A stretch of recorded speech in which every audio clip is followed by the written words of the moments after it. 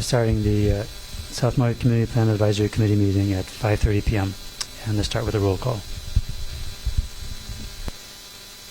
Thank you, Chair. Chair Rob Weltman. Vice Chair Daniel Kanahele. Tova Callender is excused. Everett Dowling. Thank you. Lehua Nani Huddleston Hapoka. Yep. Vernon Kalanikau. Thank you. Randall Leach is absent. Mike Moran. There you are. Cody Nemeth. Okay. Gary Passon. Yep. Kyoki Feltzer is absent. Jennifer Sullivan is absent. And Brian Ward is... There you go. Thank you. Does that make 9 people? Okay, so we have a quorum. Okay. Velina mai inalalo ke kumike o lalao. Kai ulo na kapapa ho lalao no Maui hema. Velina mai no ho e kapo e o ke ena o lalao ke kalana o Maui ame kala hula o Maui ne. E ho mua ka ko I ke ahi ai. E ho opa ai kapapa o lalao pau. Hawaii ho e papa o lalao I ka aha kalana o Maui ne. This is a recess meeting. And we have the same 3 topics on the agenda today. We will complete the final review of all 5 sections of the plan framework, the policies, land use designations and maps, the actions and the appendices. The appendices will include a list of historical and scenic sites as mandated by County Code 280B.070. After that topic, we have a potential request for an extension for the committee to be able to complete the process, and then a formal decision to adopt the plan. Public testimony will be accepted for the second and third topics. That's the request for an extension and the formal adoption of the plan at the start of each topic. If you are testifying, please do not turn off your speaker. I don't think we appointed anyone for the vision statement today. Do we have a volunteer? Someone who hasn't done it before?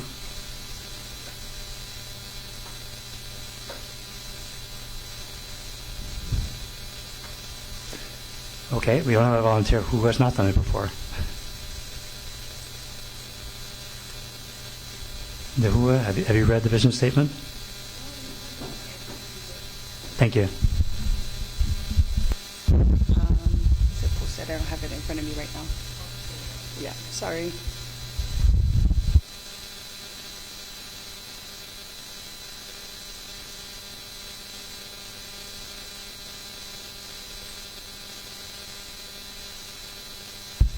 Cody has it. I can look for it.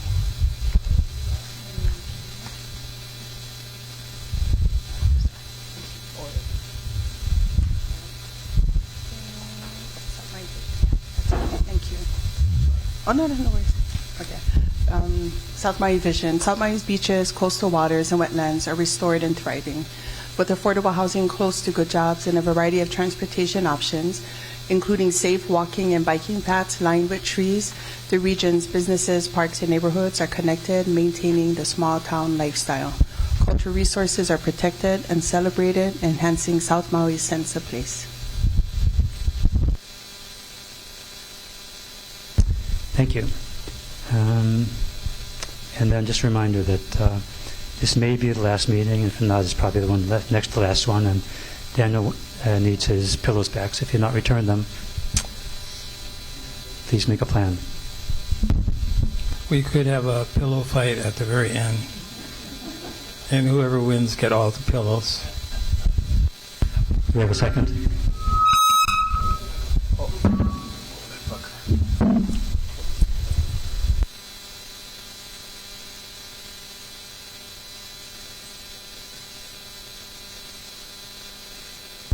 Do we have anything else on housekeeping before we start on the main items?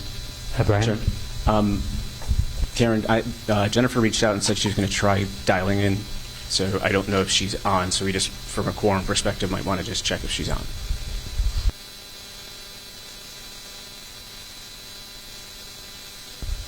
I do not see Jennifer on the list.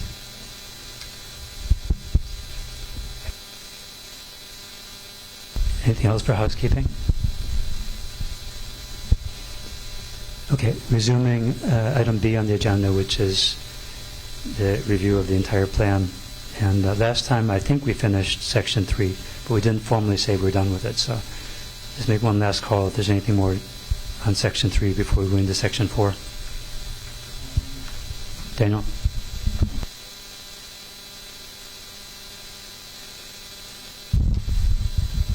Chair, on page 79 of section B, sub-area 3, South Maui. Page 79, the last paragraph.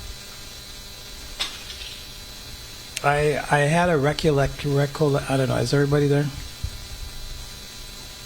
Where it's, the last paragraph starts with a coastline of sub-area 3 and its corresponding beach parks. That one. Anyway, I thought we were going to do more work on that. That there was going to be some additional language. It was highlighted yellow in previous handouts. And I just seem to recall that we were going to do more work on it, and maybe Kanohi was going to bring more additional information. I could be wrong, but I seem to recall that. That's my recollection too.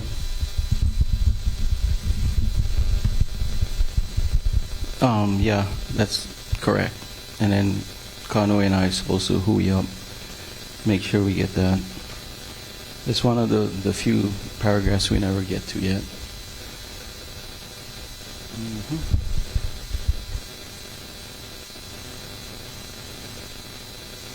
So do you have a motion? I don't have a motion, but I recollect that that was what was going to happen, that Vernon and Kanoi were going to get together and come up with some new language. So it sounds like they haven't done that yet. Any other motions for item B3, growth framework?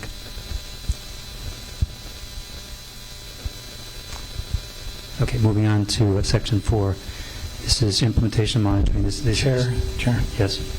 Just give me a minute. I did have some minor things. Okay. So on page 91, Malkan North Kihei, page 91, last paragraph where it says change envisioned. And if everybody's there yet, page 91, the last sentence, I want it to change the last sentence for where it says South Maui High School to the actual name of the school, Kulani Hakoi High School, since we know that now.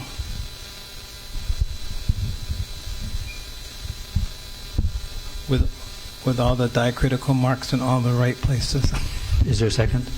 That's my motion. Second by Brian. Discussion? Any objections? Okay. Unanimous.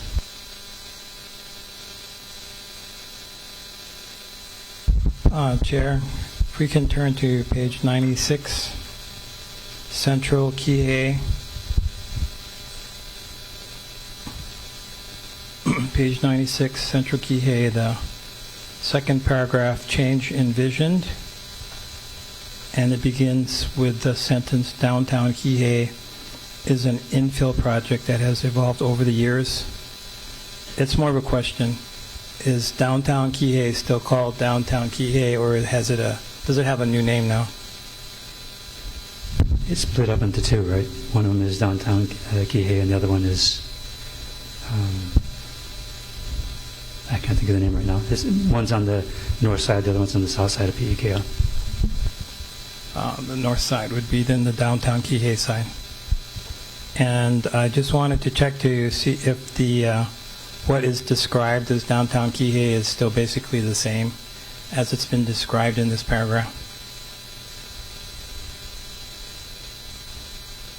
More or less, is it pretty much the same, or has it changed? Well, if it's going to be as specific as it is right now, then probably should talk a little bit more on what's coming on the south side, which is all affordable housing. It's kind of important. Okay, so I kind of heard that it was going to be all affordable housing. I don't know. Mostly affordable housing. I think it's also affordable housing on the south side. On the south side. Okay, so, geez, I would love to make a motion, yeah, to have the right name of the south side and to state that it's going to be affordable housing. It would be good to have that in this paragraph. Is there a second? Second by Mike.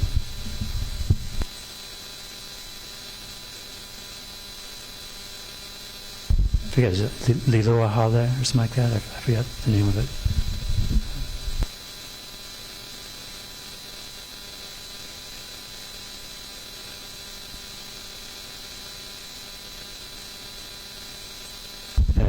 Lihua? Just for the sake of where exactly is downtown Kihei? Because I'm born and raised Kihei, and I don't even know where downtown Kihei. The idea with their concept was that there is no downtown Kihei. We need one. That's why they named it that way. Okay. But where would that be envisioned? I mean, still, like for me, downtown, like we go uptown, and then this would be downtown, but Vernon can maybe help me out. Yeah, I was sleeping a little bit. That's why, thanks for because, I mean, we stayed talking about Kihei. South Maui started the sign project, Kulakai, and now we still call it Kihei. So, now I grow downtown. I grew up in wetlands. So, even you guys still don't know it's there, downtown. So I think it's by PK Avenue, yeah, and then north of that is North Kihei, south of that is South Kihei, or whatever. I don't like that designation anyway because it's not Kihei, and I don't know about the downtown yet. I mean, I think even downtown was down there by Kalama Park at one time. That's just me. Mike? Okay, I would, as best as I recall, that land between PK and Liloa was purchased by the Krause companies. They're the ones that own the current Safeway Plaza, so they extended down on both sides of PK and over as far as Liloa. And the project, I think this was close to 20 years ago when they first named this project Downtown Kihei, and it has evolved many, many, many times. It was going to be a theater and a hotel, and I don't know if there was any housing originally, but they did keep coming back to the community as they were going through the process, looking for community input to change. And that was one of the things that KCA, among other entities, said to them, why don't you put in housing? We really need affordable housing. And ironically, they responded and said, that was our original plan. But the administration at that time made it so difficult to do it that's why they went with the hotel. It was easier to do than housing. So with all that change, and then when they did agree to put in 3 segments of affordable housing, they readily admitted that, we're not in that business. We're commercial developers. So I believe they sold the land, or maybe leased it to an outfit called Three Leaf from Honolulu, and they're the ones that are doing the 3 sections of affordable housing on the south side of Ikea, and the first one is supposed to break ground this year. So I'm not quite sure if they gave up that side of the street as not being part of downtown Kihei, but they still retain the north side as with that name, downtown Kihei, as a commercial project that is still, the theater is out, but they're still intend to include a hotel and other commercial projects. But because it's in a flux, I wouldn't worry too much about changing the wording because it may change again. So that's as best as I can describe the situation. Mahalo. So it's called Liloaha there. It's 100% senior affordable housing. Lehua? So actually, I have to apologize. I should have read more of the sentence itself because it says Downtown Key is an infill project. So the name of the project supposedly was at the time Downtown Key is, according to listening to Mike. Yeah, Mike. So there might be a different project name. So, okay. So I got it. So I apologize. I should have read a little bit further. Daniel? Chair, I would like to amend my motion to use the name that you looked up and the details of what they're going to do, which sounds like affordable housing. I'd like to amend my motion. Could you say exactly what it should say and then get a second for that and we can decide? What was the name of the project? Liloaha there. Liloaha, and that's on PEK. Yes. So Liloaha is an infill project that intends to construct affordable housing, something along that line. So that's one half of PEK, but downtown, as far as we know, downtown Kihei is still continuing on the north side. Yeah, so we'll say on the south side, south of downtown Kihei is Liloaha, which is going to be an affordable housing project. Is it for seniors? 100% senior affordable housing project. 100% senior affordable housing project.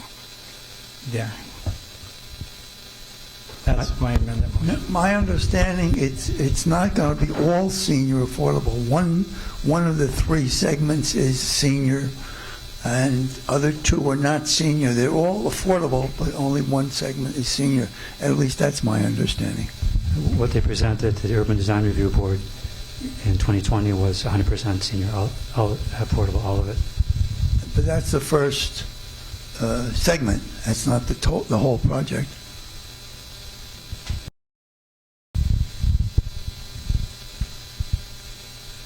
Halo PK. Okay. That's right. Halo PK. Okay.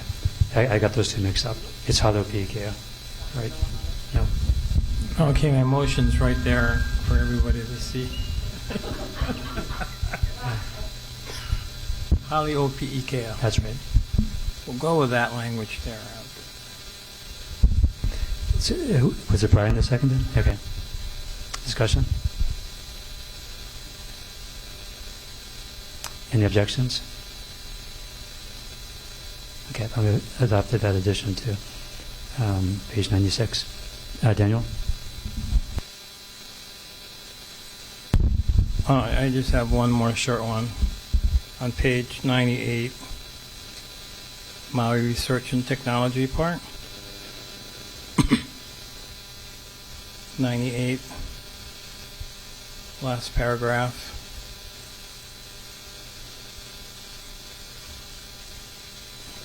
Second to the last sentence, the 13th word in.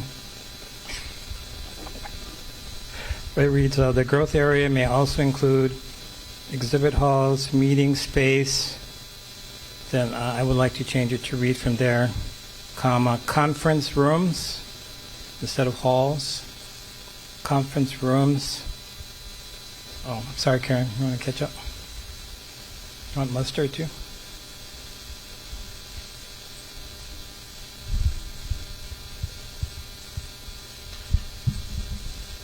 Exhibit halls, meeting space. You can cross out "and" before conference. Conference hall to conference room. Conference room.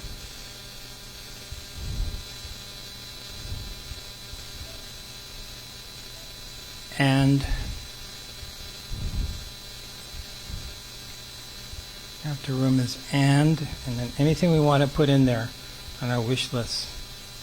Mine is auditorium and auditorium. Thank you. That's my motion. Is there a second? Second by Brian. So, Karen, quick question for you. I know one of the actions that we identified a couple weeks ago was around, I just hear myself too much, about creating an outdoor space for events and things of that nature. Would that be appropriate to put in here, or is that just too broad because we'd almost be kind of picking where it is, but that's not where it might be? These aren't really policies or actions. These are descriptions of what might come to be. So you can put that if you'd like. Outdoor amphitheater, I've been said to say. So my friendly amendment to your friendly amendment would be outdoor amphitheater.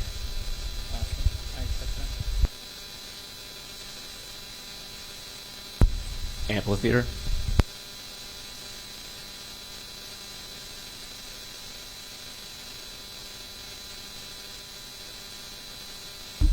Daniel's okay with that?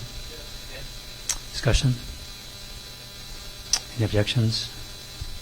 Okay, we made that amendment, the addition unanimously. Are we done with section 3? Thank you. Thank you. For, hold on, I was taking notes, so let me flip over. Give me 1 second. Quick question on the map for McKenna. And this is just more for my edification, because I could have just been thinking it was the wrong parcels. But the parcel that I thought we were going to put back to resort was actually the one that is yellow.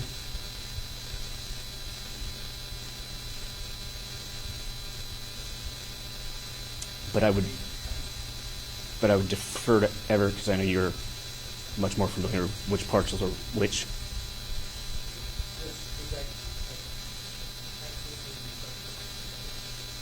Okay. Thank you. Anything else on section 3? Okay, moving on to section 4. And this is One point of order, Chair. If we have something to add to policies, would this be the time to do it before we move on, or move on and then do it at the end? It's kind of unfortunate to be jumping back and forth here, is it? I mean, we did spend last time talking about the policies.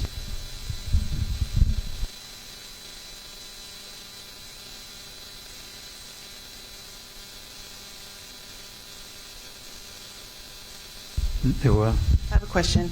So wait, section 3, like the entirety, is that what we're trying to wrap up, section 3? Yes. Okay. But there is a testimony here for B3, section 3, and growth framework B5. So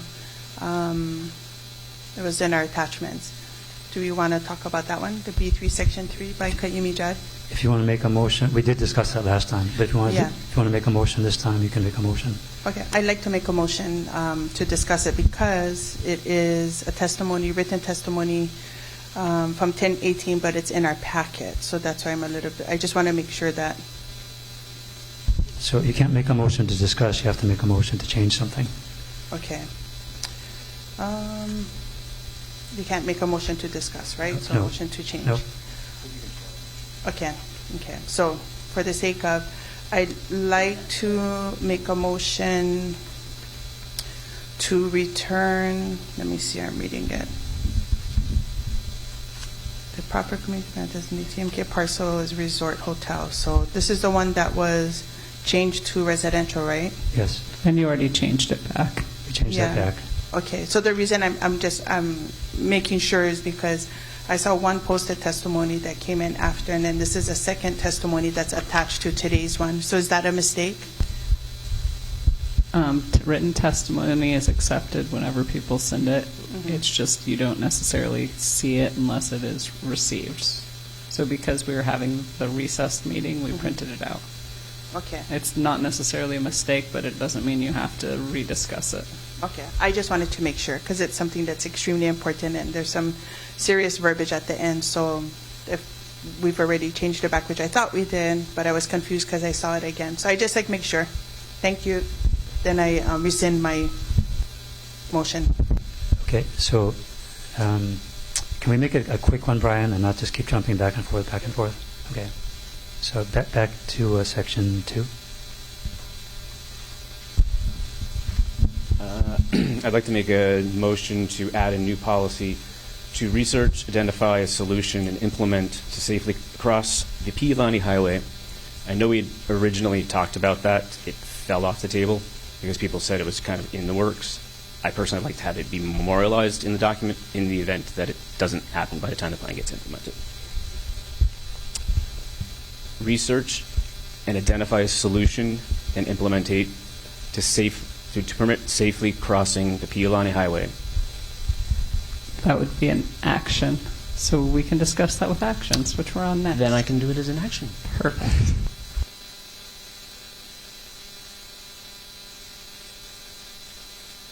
Okay, so done again with policies and on to section 4, actions. So what I'd like to do first is assign priorities to the actions which we did not assign in the past because we didn't really get the actions written out until recently. And Brian has submitted, very helpfully, I think, a list of proposed priorities for those. So would you like to make a motion on that, Brian? So moved. Well, I guess I have to make a motion because that wasn't a motion. I move to accept the priorities as listed based on my testimony for section 4B for the unresolved or unprioritized actions. Is there a second? Second by Everett. Discussion.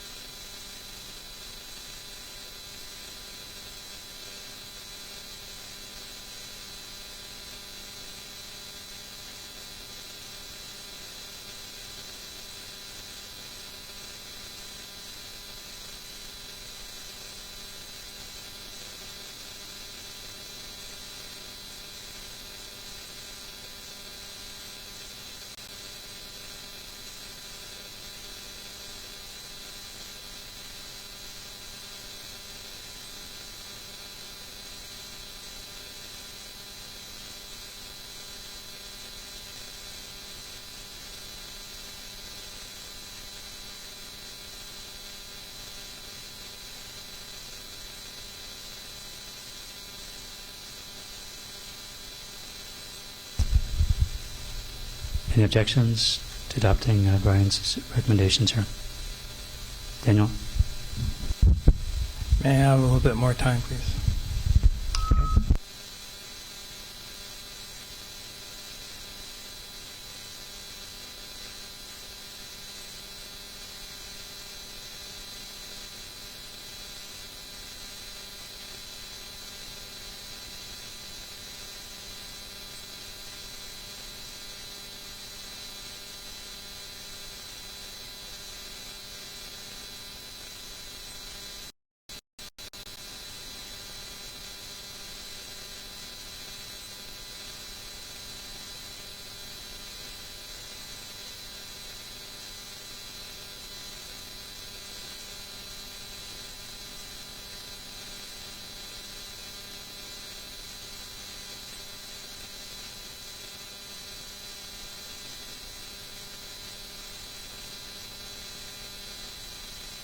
Do you want me just to read them and say what the ranking is? Okay. 2.05, identify additional locations and construct additional athletic fields, particularly for youth athletics such as baseball, would have a low priority.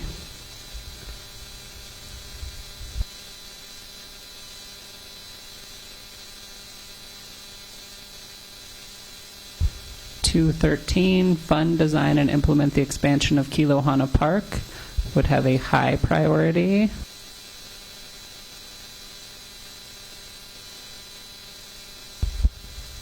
2.24, develop eligibility standards or incentives to prioritize long-term Maui residents for affordable and workforce housing units.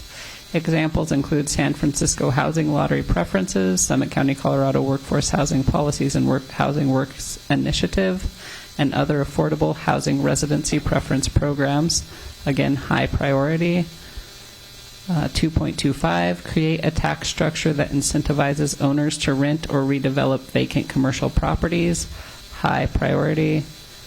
2.26, work with the hospitality industry to develop green initiatives to limit waste and reduce their carbon footprint. For example, composting waste and sourcing products locally. High priority.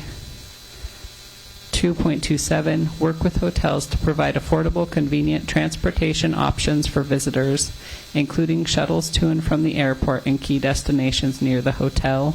Medium priority. 2.28, develop and implement a comprehensive affordable housing program to secure existing future affordable housing stock with deed restrictions in perpetuity. High priority. 2.30, fund and hire additional county staff to investigate and conduct random spot checks to permanently eliminate illegal short-term rentals. High priority.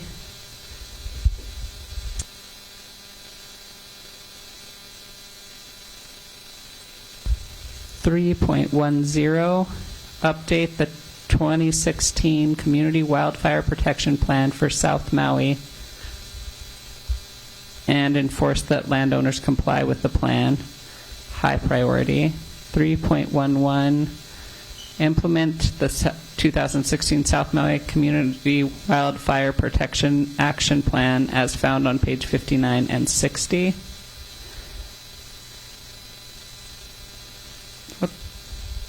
Anyway, high priority. 3.12, review and implement the July 2021 Cost of Government Commission Report on Wildlife Prevention and Cost Recovery on Maui. High priority. 3.27, support and fund the extension of R1 lines to or beyond Wailea to reduce potable water usage. High priority. And 3.28, support and fund the expansion of innovative water reuse techniques for better utilization of R1 water, such as efficient distribution systems, scalping facilities, natural earth filtering systems, and recycled water storage ponds and lagoons. High priority. 3.29, fund and hire staff to investigate and conduct random spot checks to proactively inspect for compliance to policies and actions through defined checkpoints and 100% enforcement when non-compliant. High priority. And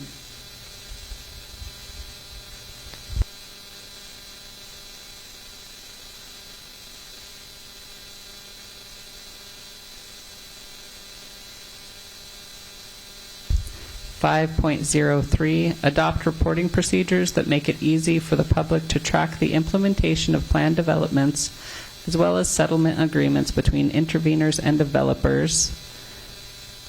This is a medium priority. 5.04, develop and implement processes and procedures for cultural advisor engagement and a database to document and track outcomes. Medium priority.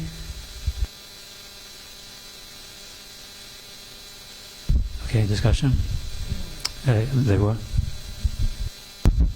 I'd like to make a friendly amendment to 2.05, change that from low to high. Karen, if you could read that again. I know this is about like making baseball fields and stuff for the kids, but if you could repeat that, please. 2.05.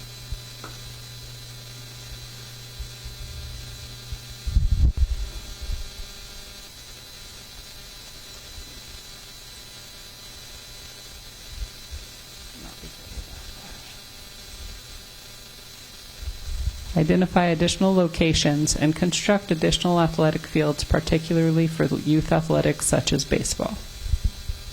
Okay, yeah, I'd like to make that a high priority. We very, very rarely talked about kids in our community. So we just got to make sure we're advocating for places for them, and rather sooner than later. So I like to make that a high priority. We did have one particular testimony months ago in regards not to just baseball, but to having more fields for kids' activities. So with the friendly amendment, I like to make that a high priority. And then number 5.03, 5.04, I like to make a friendly amendment to change those from medium to high priority.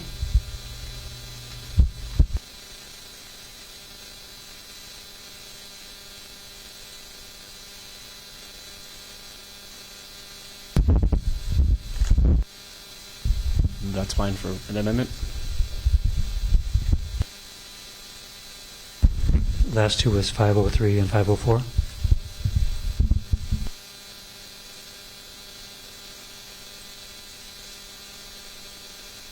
Okay, Mike? Okay, I'd also like to make a friendly change for 2.27 from medium to high.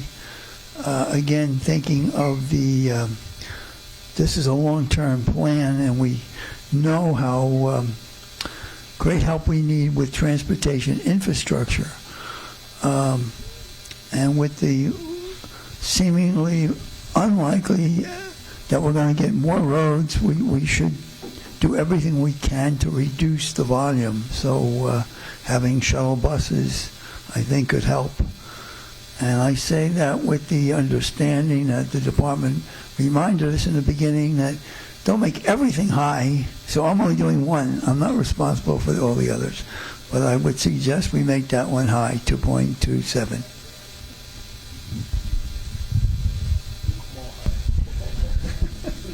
I'm happy to accept it. I was trying to not have highs across everything, so. Mahalo. I actually don't want to open this can of worms, but just, having a ton of highs just means the departments get to decide what's important. Which, if you're fine with that, all right.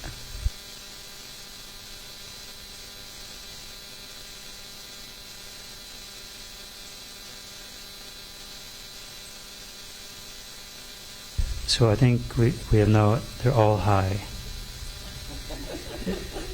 Every one of them is high except 5.04, which you didn't suggest the priority for 5.04. That 5.04 updated 505 was updated 505, the bottom one. Yeah. That one already had it already has a ranking, so I didn't add a ranking. Okay. Okay, so we have the current proposal is that everything should be high.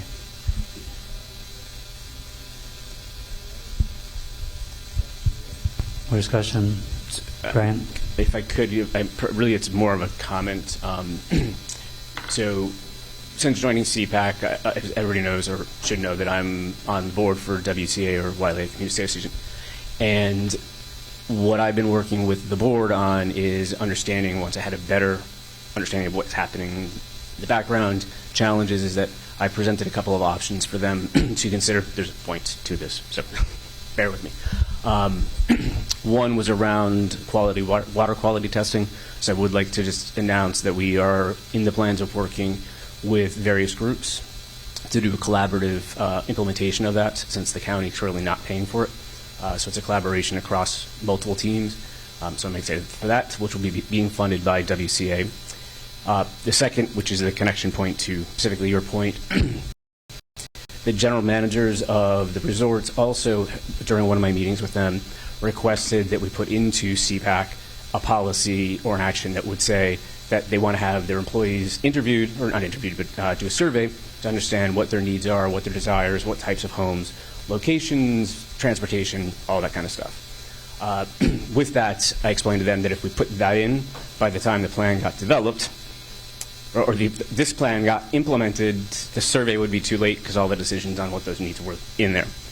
So again, long-winded, but reason is WCA has decided to take on the challenge of doing a survey for every employee in Wailea. So it be resorts, hotels, well, actually that's the same, the shops, mom and pop shops, everybody, all the associations, because we want to collect enough data to be able to give a fair and accurate direction on what those specific individuals want.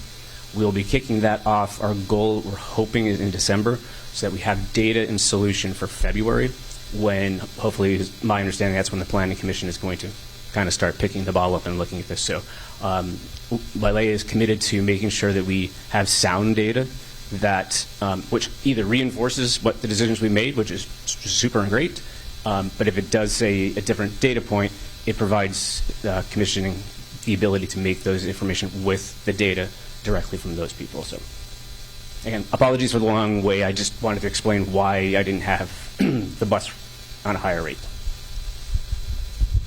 Okay, any more discussion? Any objections? Okay, I found we adopted high priority for all these items. Daniel? I'd like to make a recommend for a change in policy priority. I'm looking at policy 1.16, not policy, action 1.16, implement additional bus routes, stops, and more frequent transit services. Yeah, 1.16. It's currently at medium. I want to make that super low priority. I'm going to try to get people not to ride buses, but take their cars as much as.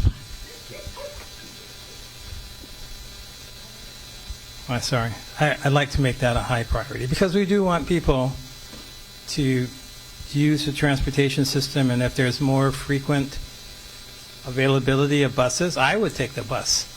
If it went up to where I live, I would ride. I wouldn't ride my car. I would save gas.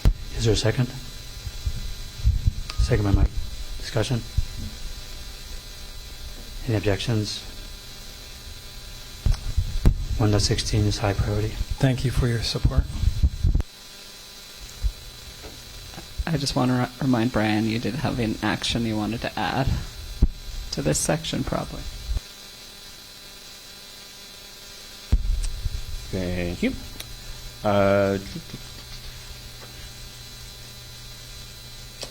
So I'd like to make a motion to research, identify, and implement a solution to allow safe crossing of the Pialani Highway by the high school, which was, I added there at the end. Is there a second? Second by Cody. Research, identify, and implement a solution to allow safe crossing of the Pialani Highway by the high school.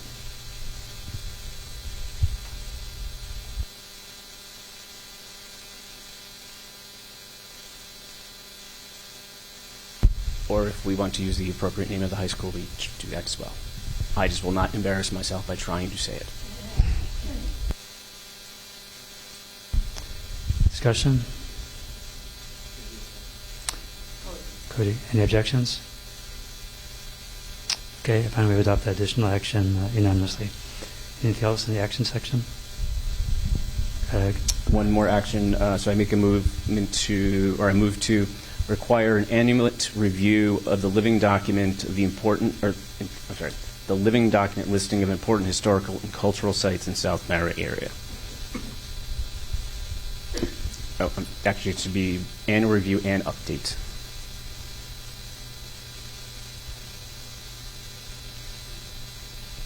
You want me to So read it that would be again? in section 5, yeah. Yes. And yes, read it again.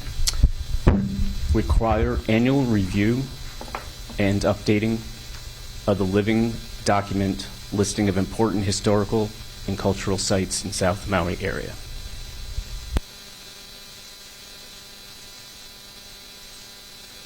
Is there a second? Second by Lehua.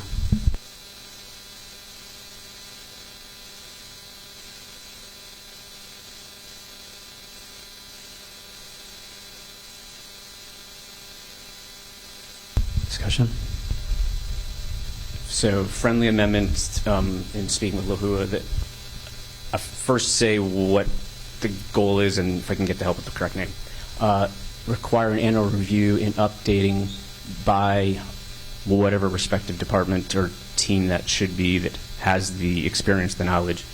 So it may not be department, it could be a group. So I just don't know who that would be, but we want to specify who's doing the review, so it's just not anybody. I mean, to update the community plan requires council decision. Are we talking about the list that's in the community plan? Are we talking about a different list? Right. I guess where Lahu and I were talking is that I know I'm not qualified to say if it's right or wrong, but there may be new ones come along that we want to make sure get incorporated if appropriate. So it's building the connection to say if something new gets identified, then let's make sure it's included. But like I said, the community plan, that would require a council decision. So you're basically saying the council should review and amend the community plan if it's the same list that we're going to be talking about today. Kavika would be a good source for answering this question you have, Brian. I need clarification on the living document.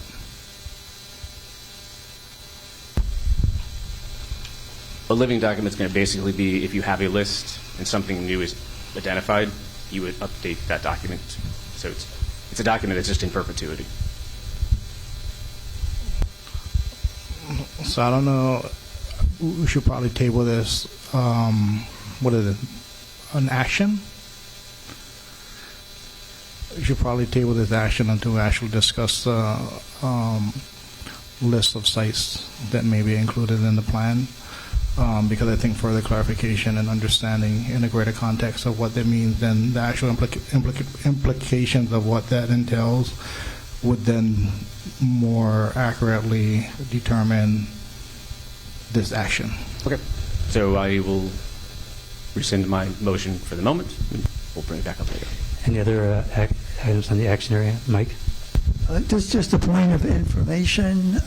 When that last action that Brian mentioned, for those who don't know or are interested, the Department of Education is having a meeting at the high school this Wednesday evening to give us an update on the status of the overpass. So just for information, if anybody wants it. Any other motions on section 4? Okay, moving on to section 5.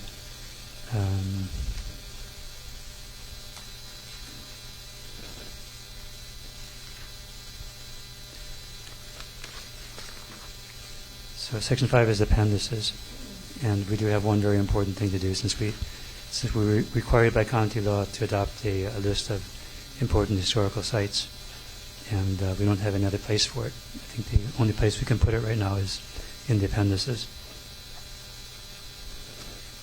So we have a motion to adopt a list of historical and cultural and scenic sites.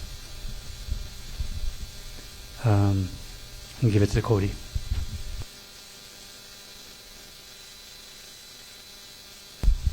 I'd like to make a motion to adopt these these sites that were given by Lucianne in her testimony. Is there a second? Second by Dan. Discussion? Yeah, I know there was some discussion earlier talking about, leaving it up to State Historic Preservation Division. I feel it's really important too that we have as many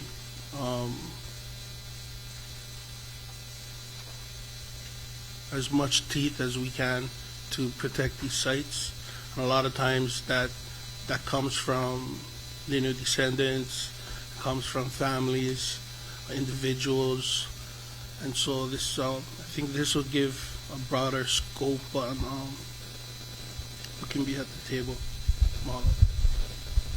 Okay. More discussion? Daniel?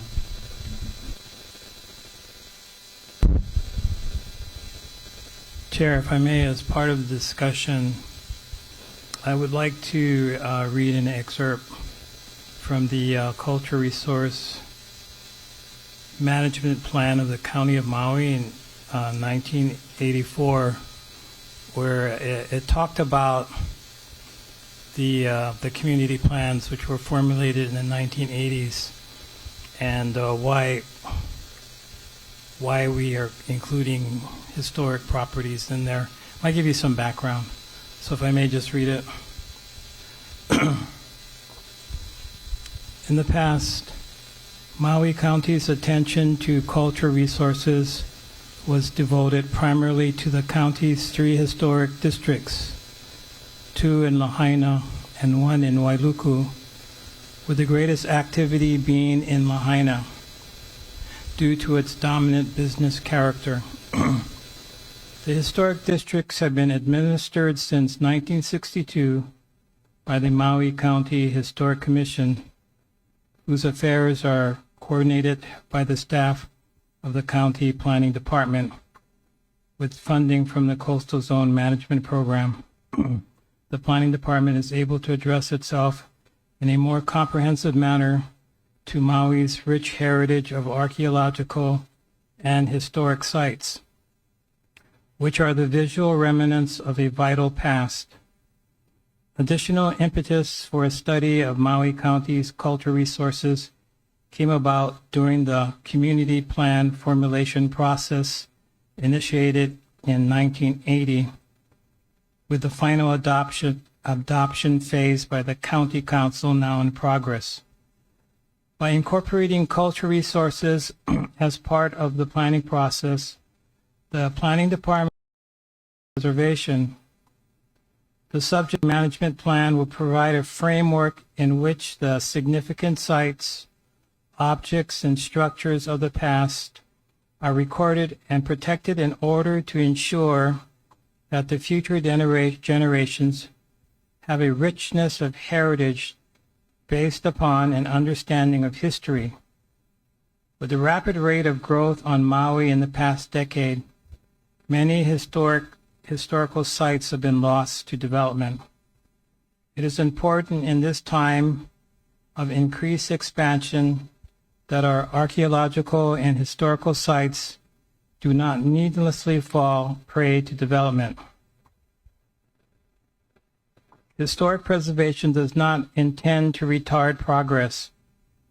Rather, its goal is to ensure that our social and cultural heritage is not destroyed by a rapid and uncontrolled change.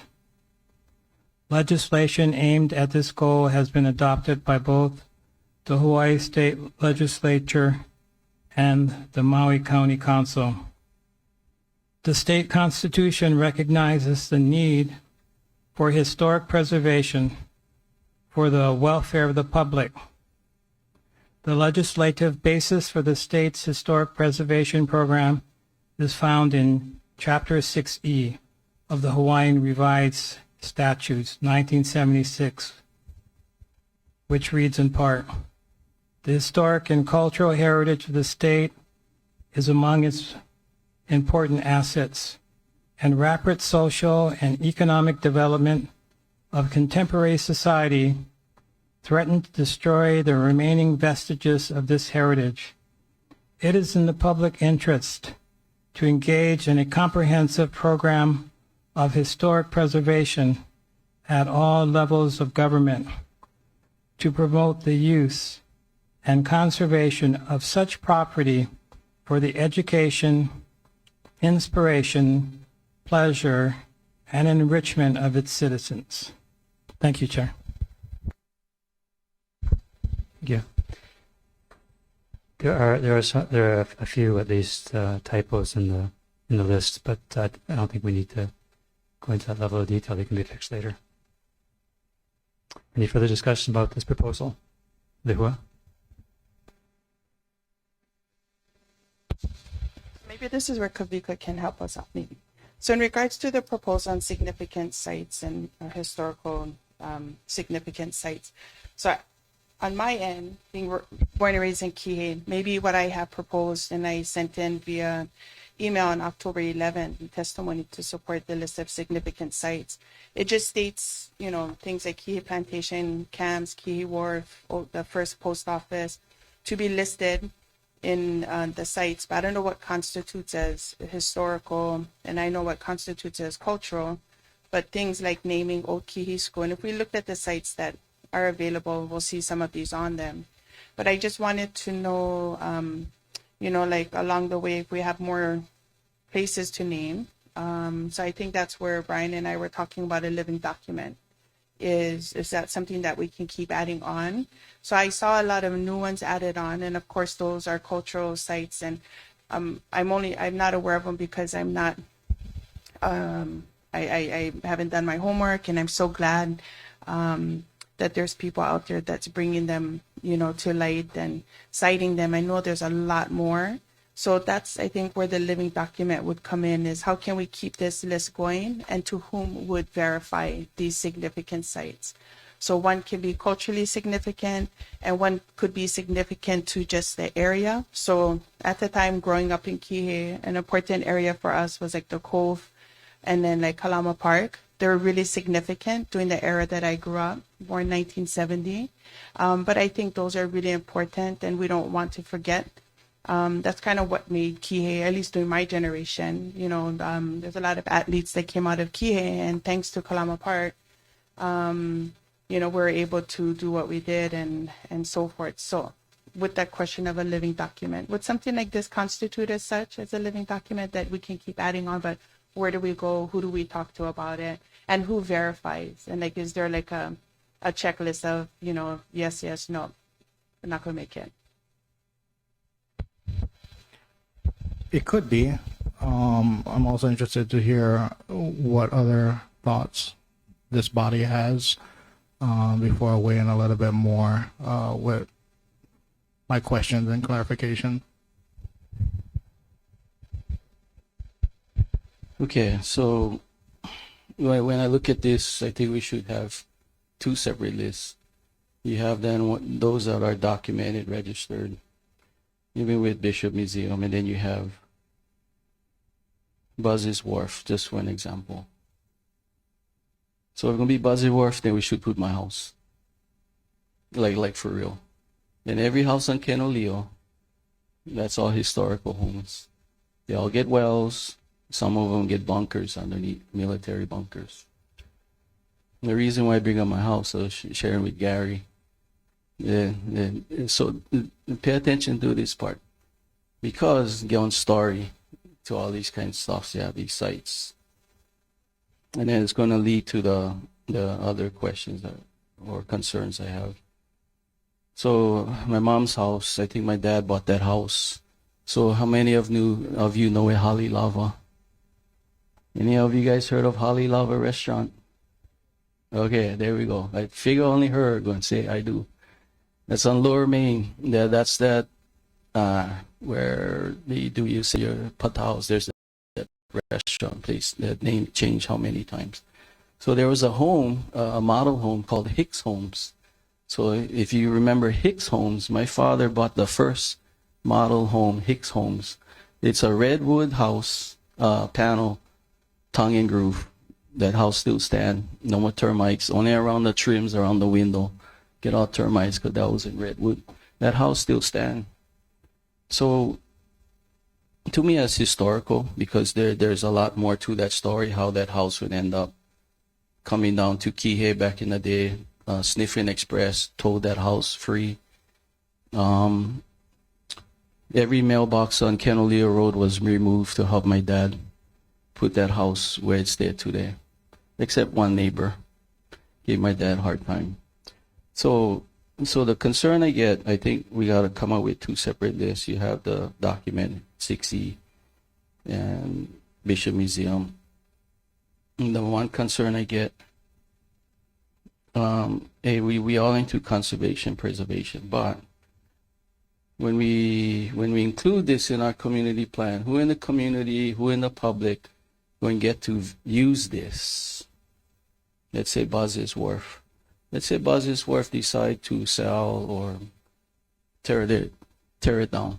They want to do something. So the community gonna come out and protect that. You know what I'm saying? So would that involve lineal cultural descendants?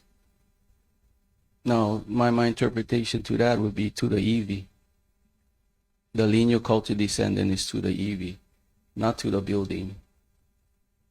And so this one gotta play careful. I mean, I'm okay. We get two separate lists. I don't know how that would play, because when we put this in our community plan, the public, the community will use that, and I was gonna say for leverage, whatever, because it's a developer developing something.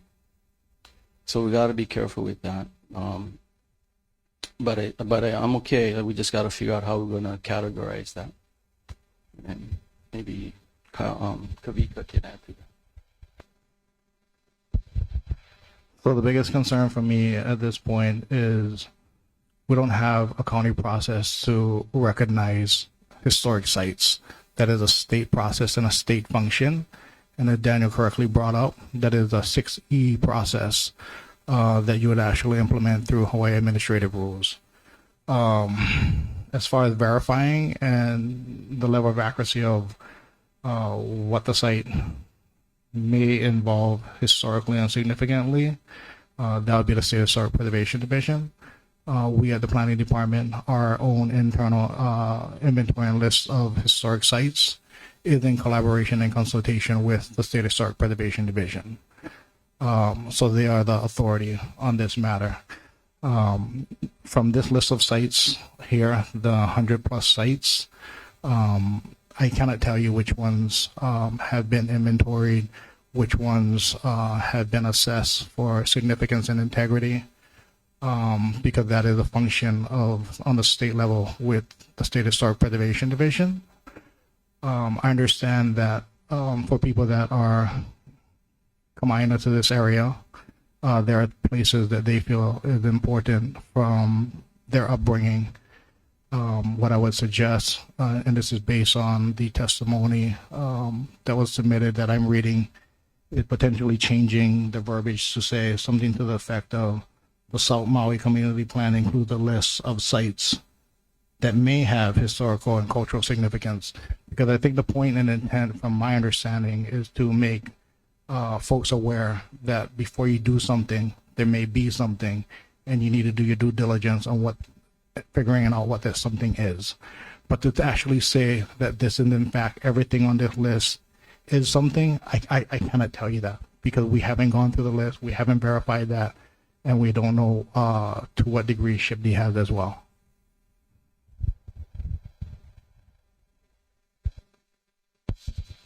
So what's this? 58, Kie Pukoa.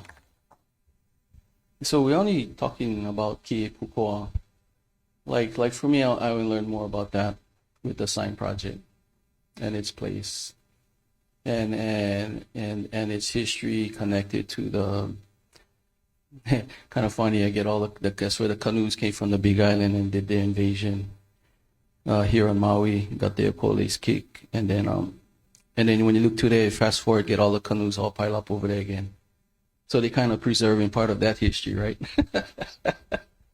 Okay, so I see that, yeah, I get the name up there. So I don't know how to make of it, because I like preserve that name. Because that's the real name, yeah, Kie Pukoa, not Kie. But it's a place name.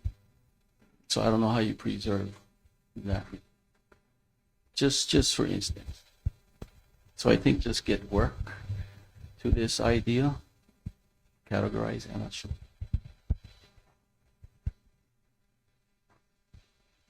I think we have Everett, and then Kavika, and then Brian, and then Daniel. I think I don't think it should be this list. I think whatever we attach should include only properties that SHPD has already designated. And if it's a living document, which I agree with, as the state who has the authority to determine these matters adds more, then they can be added to the list. But I think a lot of these properties are someone's personal opinion, and I think we should only include those that have gone through the state process. And what I can also share, which is what I forgot to mention earlier, is that we are updating our 1984 Cultural Resources Management Plan. There was a two-phase process. We recently completed phase one, which is the State of the County report. Basically, it takes into account and identifies all the existing laws and statutes and codes and rules and regulation, and then proposes, it focuses on areas that could use language update. It also takes into account all the sites that have been inventoried within Maui County to date. It also involves updating our maps to reflect those sites in consultation and collaboration with SHPD to kind of depict and get better records on the county level of what these sites are and where the general area that they're located. It's also supposed to move into phase two, which is actually development, or strategic development rather, of the implementation portion of the Cultural Resources Management Plan. This would ideally be the more accurate and overall better reflective document for historic and preservation sites within Maui County. It has regular monthly, it could have regular monthly updates with the Maui County Cultural Resources Commission. That would probably be my recommendation, to kind of focus and have the central database as the go-to reference for historic and cultural sites, because it does involve a process of verification, identification, and most importantly, consultation. And that's something that is currently underway. It's Brian and then Daniel. I would agree. I think with Edward that the list should be smaller, because I think there was testimony that said there's things that we should be pointing out this is for public access and for education purposes, and then others is preservation, and basically you don't go. So in that, keeping that thought process, that testimony, that makes sense to me to bring the list down. Again, I'm not the guy to do that. So that's just my 2 cents. Daniel?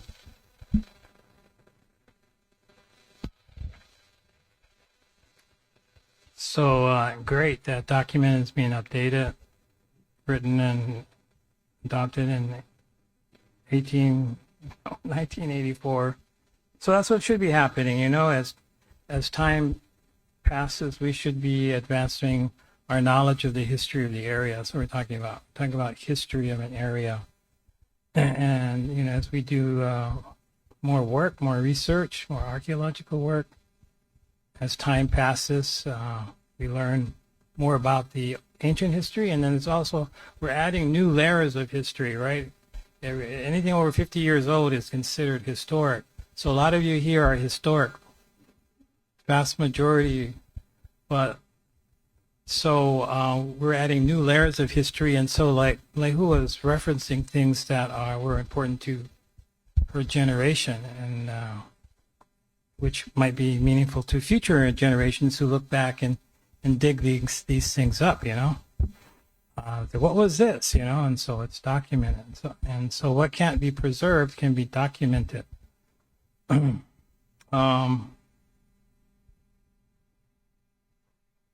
Yeah, I think this is a very important discussion that we're having right now, and of course the list can be weaned down based on some criteria. We're looking at the list that is in the current plan, right? The 1998 important sites and areas in Kihei Makena Community Plan. There's 31 of them, so are every one of those 31 sites in the inventory of historic places? I can't say I know for sure, but I'm assuming it is. So you look at the Naval Air Station in Pu'unene, right? Not ancient, it's part of the Second World War era, that people lived through that, like people lived through the plantation area. So that's something that's worth is including on this list. And Buzz's Wharf, that was part of the Naval Air Station. The building was. That's why it probably on the list, because it's part of that history, the Naval Air Station in Pu'unene. It's not just a restaurant, it was part of that history. So I suppose if the owner wanted to tear it down, it's on state land, so you probably have to document it. Document what's there. That's how you preserve history. If you want to tear something down, then you document it. So I'm just adding to the discussion here of how to look at history and what is historic. We look at ancient history, pre-contact, and we look at our history today, going back 50 years. We make history. I'm making history right now. It's been recorded. And so what's important we want to pass on, and I guess we have to establish a criterion. Hey, let's vet the list, There's been a motion, you want to vet the list, and you think something shouldn't be on it, then let's talk about it and say why it shouldn't be on. Or if you want to add something like Lehua, I think Lehua has some good ideas on her list. I like some of her recommendations and suggestions, but it doesn't fit the criteria of something that's on a site in the inventory of historic places. At least not yet, but it might be someday, right? It might be included. Thank you, Chair. Yeah, I think definitely we gotta create two separate lists. I mean, we gotta have like FYI, good to know, coming soon. Rated R, very important. All that beautiful stuff. So I think we gotta do that because, I'm sitting here reflecting. So Kihei Cafe, the Quonset hut, that was Fuku's Saimin. Back in the day, when only had a Zeka stores and Fuku's Saimin, and the Quonset hut still standing. And that's Kihei Cafe, so there's a lot we could add to it, the list, like what the community deserves to know and what the future deserves to know, but have another list that is documented and registered. And then maybe Buzz's Wharf and my house get included eventually, because it's way more than 50 years old.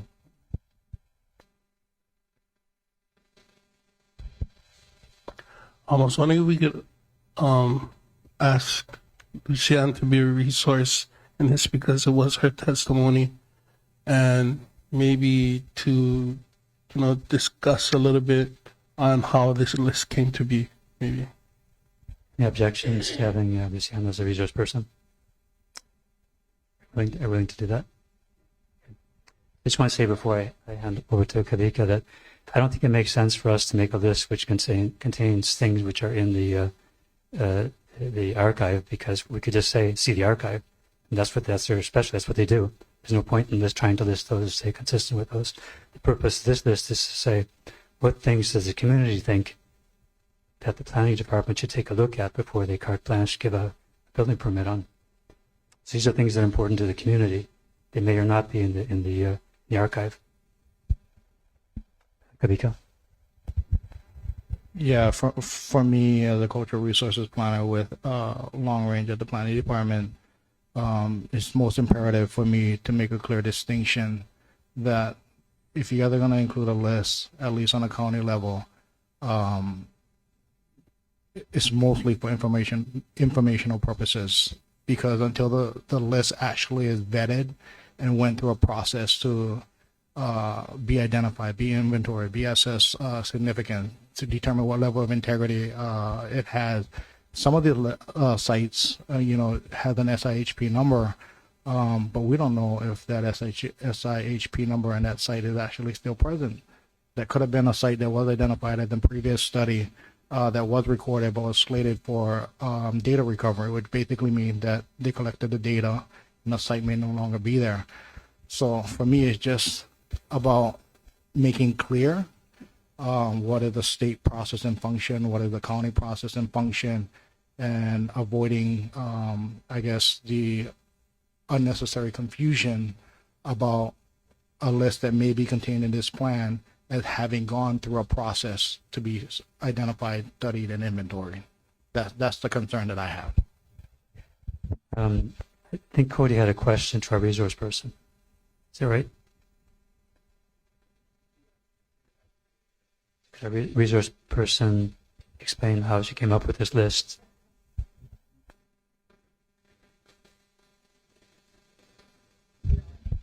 Hang on, Lucianne, you're going to need a mic.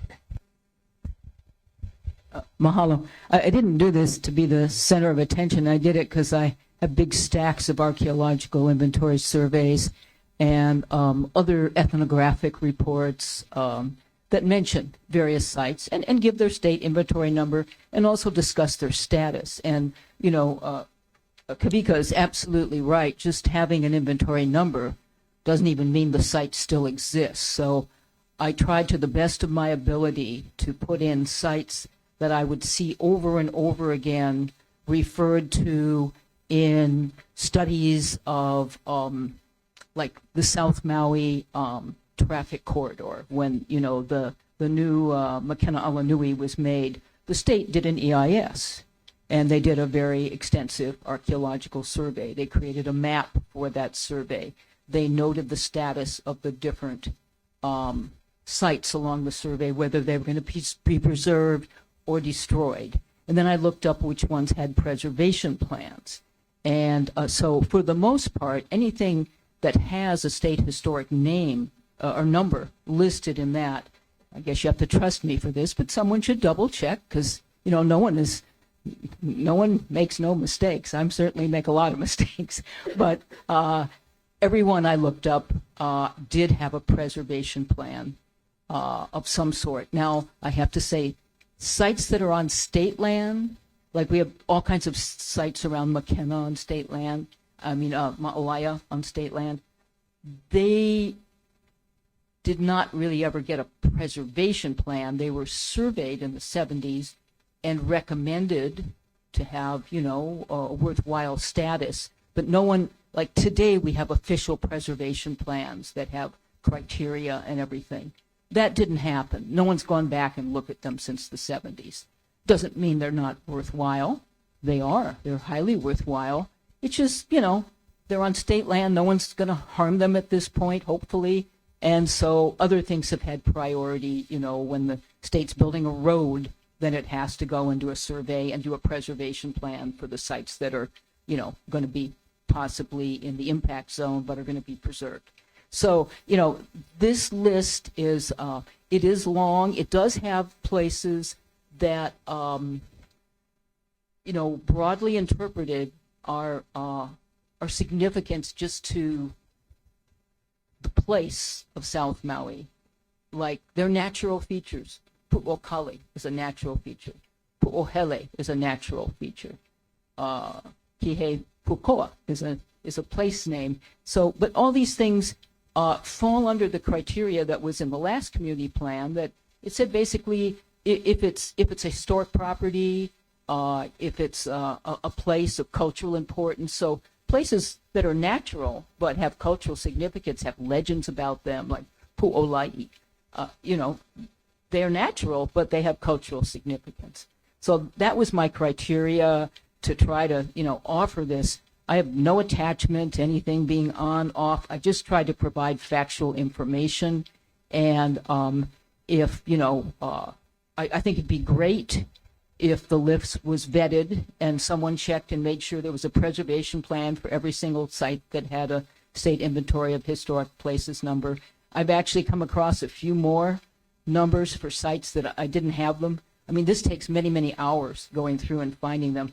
You know, you try the state database, but it's, you know, it was down when I went to look for sites. It said, sorry, you know, this site isn't working right now.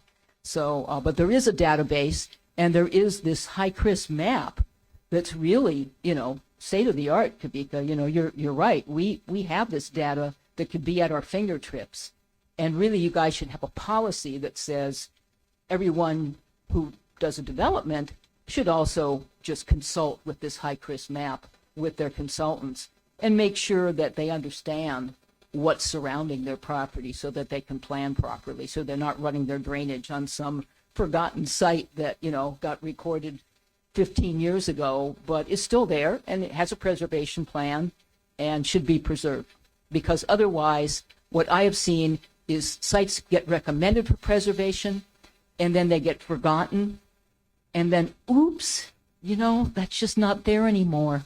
Gosh, we didn't mean to bulldoze it, but no one knew. Well, we shouldn't have any of those oops anymore. We have plenty of databases, so we should just make sure that we have a process that gets them out to where they're needed to be for review from people that are issuing permits, people that are issuing,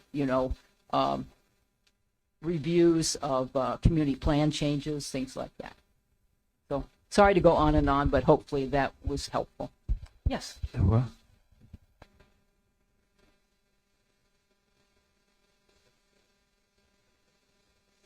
Thank you, Luciana. I appreciate that.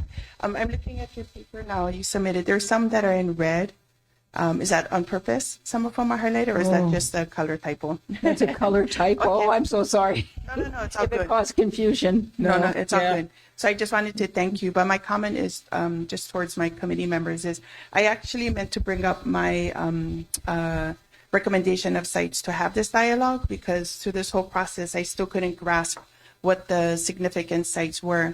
And I just realized that I totally understand what it is. So Rob, you said something about so the planning department or whomever is going to maybe build something, that they would know there's a significant site. I think that's what I understand it to be. And so at first I didn't quite understand the purpose of it. And the other reason is I think I read the email or a testimony from Colleen Curran, and then the last component, she just said that she just wants to make sure that the people that are building, that they have that information, and so everybody should have that testimony. So he made it very clear. I just want to recognize the testimony of Lena Kululoyo Vetter and Auntie Carolee Kamekona, and then as well as Auntie Kao Nohili, and all the information that they gave. I think it's important that we as committee members, really look at and appreciate what they've, given us. But so now that I fully understand the purpose of the significant and historical sites, I would suggest that my historical sites that we grew up with could be part of something totally different. And so I really just wanted to have dialogue so we could all better understand, because for myself, I have to say I didn't quite understand the intent of it. So thank you, Kavika, for clarifying, and for Rob, and then for Colleen submitting what she has. So, gosh, I have nothing else to say, but I think we can do our Old Key School in Kalama Park. We can do something a little bit different later on, and so forth. So thank you, and Lucianne, thank you for the information. Are we ready to go to a decision on this? On the proposal? We have a motion and a second. We ready to go to a decision? Kavika. There still needs to be a distinction. You have to create a distinction. So if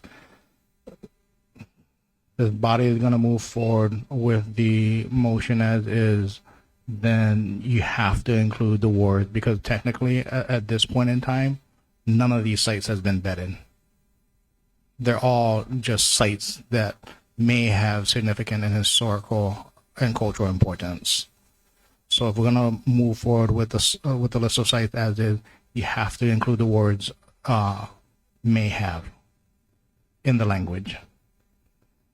Meaning, the South Maui Community Plan includes a list of sites that may have historical and cultural significance, because they're not vetted, and that still leaves open a door for things that are important to other than the community, like Kalama Park, to be included. Because again, I think the intent, from my understanding and what I'm hearing, is we're calling out things that may be important to exercise due diligence, but we want to avoid the confusion of identifying these sites as already gone through the process, which might imply extra level of care or do's and don'ts that might not necessarily exist. So are you suggesting we change to 280p.070 because I think that's what was quoted. And that's county code, that's a county ordinance. I don't think we can change that. There would have to be someone makes a motion, someone gets one of the council members to make a proposal, and then they adopt it there. I mean, and at this point, that's what we have is 280B.070. Cody?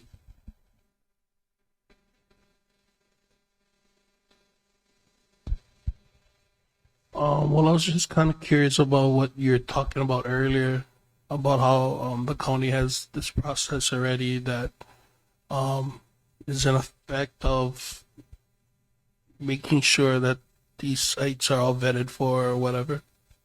You're talking about that earlier? I think what you're talking about is when I was explaining that we have a cultural resources management plan Right. that we're updating. Yes, and part of that update, it did identify what sites have been identified and listed within Maui County. Give me a second. And you're also saying that it could be it could be revised. What do you mean revise? Like with community output. So the list that I have is sites that actually went through the 6C process and they've been identified. But this list was compiled over a year ago now. So of course I assume that a lot of sites have been identified from then to now. And in the phase 2 process of updating the cultural resources management plan that involved consultation with interested stakeholders, landowners, people of the area, it would have to involve adding whatever sites had been identified from the time this list was compiled. So yeah, it's kind of like what I'm talking about, the consultation. So if we wanted to talk about some of these other sites that we have on the list and, as consultation to basically add to the list. The consultation part of adding to the list,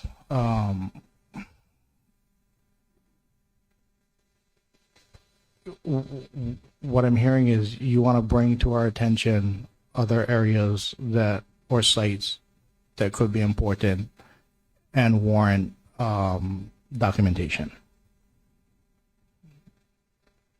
Then that can be part of the consultation process.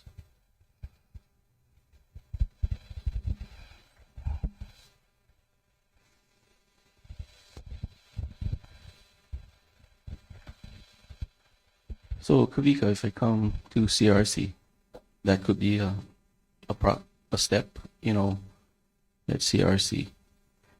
I bring you my house. And then we're going to talk about my house. And then could CRC be, because that's the county, right? Part of the process. We never reach the state side yet. That wouldn't make it to CRC. Well, when I'm talking about CRC and what is going to go before them, I'm talking about the actual cultural resources management plan. That's going to go before CRC. They're going to have to weigh in on it. They're going to have to go and submit their comments on it. That's part of the consultation process that moves it towards being approved. But way in advance of that, there's extensive consultation as far as what the strategies of the plan involve, what the details, what the sites, what organization is most appropriate, what type of stewardship action we want to see. Those are all in advance of actually taking the plan to CRC.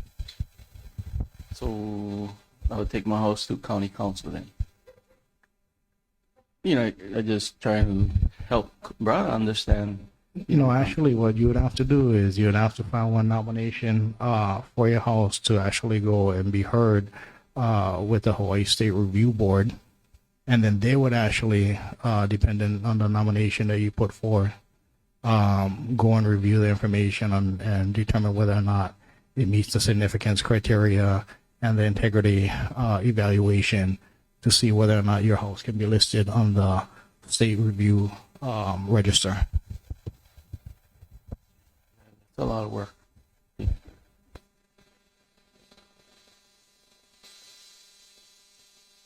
There are actually very few places on the register. There are many, many more in the inventory. Okay, Daniel? So we all have our professional backgrounds, and maybe some of us know more about historic preservation than others, but mostly we're laymen. And so I would imagine when the previous CPAC, and I'm looking at, here's a community plan, 1998 community plan, and the 13 names in there, when they came up with their list, I'm thinking they were in a similar position that we were. And I'm just wondering when was the section 280B-070E9 adopted? Was it adopted before the 1998 community plan, and were they working with that exact same language in coming up with their list, or was it adopted after so this was after 1998, so they didn't even have this. They weren't even working with this language in the Maui County Code. So this is new. Yeah, this is a new ball game. And so we didn't have the class, getting trained in historic preservation and being able to vet this, but I think we're just, some of us are, have a knowledge of these areas, of some of these sites we know firsthand, and collectively we may know many, but I'm sure we don't know all of them, and we certainly haven't vetted each and every one of them, and that's kind of a high expectation to ask of the CPAC to vet this list to the degree that you're asking us to vet it here in this meeting. It's a high ask. So I think we're all struggling with that.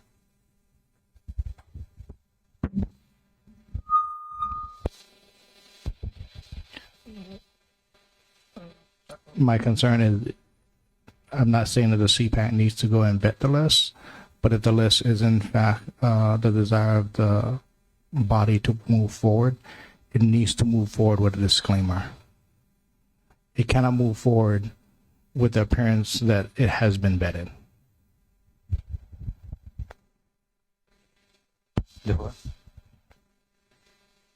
So is that where the verbiage may? Okay, now I get them.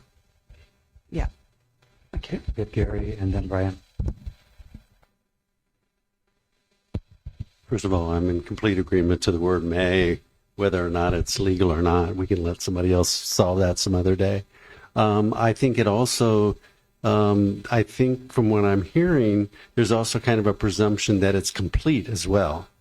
So I think that, so I think a qualifier of some kind which says, and that it's not complete would not, would allow for, flexibility for things that we're not aware of, it wasn't put on the list and should be put on the list going forward.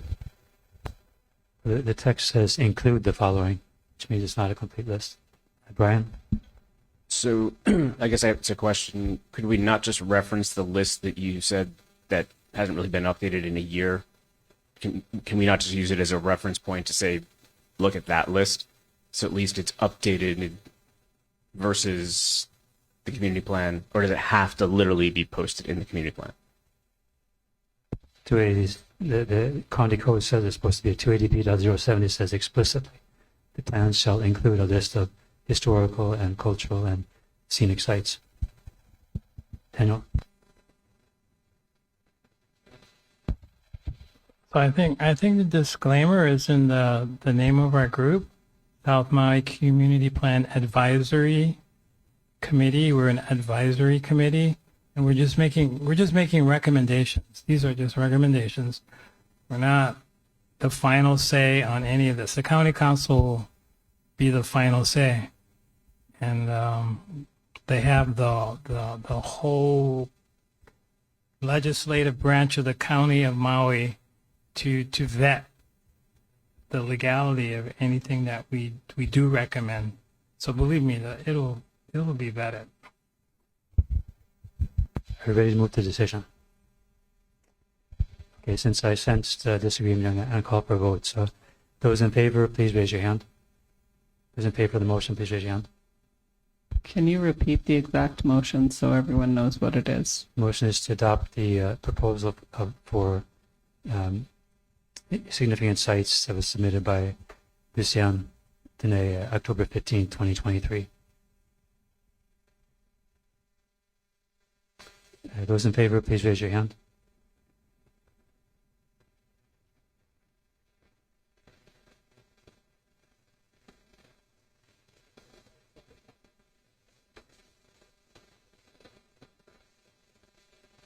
Okay, and those Voting yes is Daniel Kanahele, Cody Nimitz, Mike Moran, and Gary Passan. And those voting no. Voting no, Brian Ward, Lehuanani Huddleston Hafoka, Everett Dowling, and Vernon Kalani Cow. Okay, 4 opposed, that motion fails. I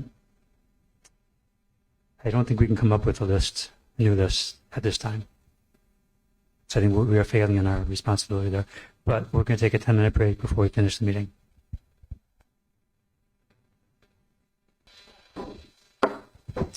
So resuming at 7:16 p.m. So is there anything else on the appendices section of the plan? Gary? Thank you, Chair. I'd like to make an amendment to Appendix B and would like to add all community association approved design and review guidelines, including but not limited to Malaya, Kihei, and Wailea to the appendix. And the reason, I'll wait for a second.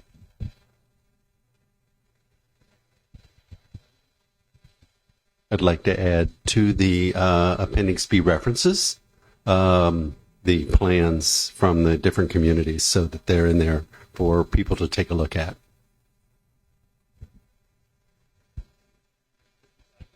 Yeah, design guidelines from those communities, from Wailea, Malaya, and Kihei. There may be others, but those are the only ones I'm aware of.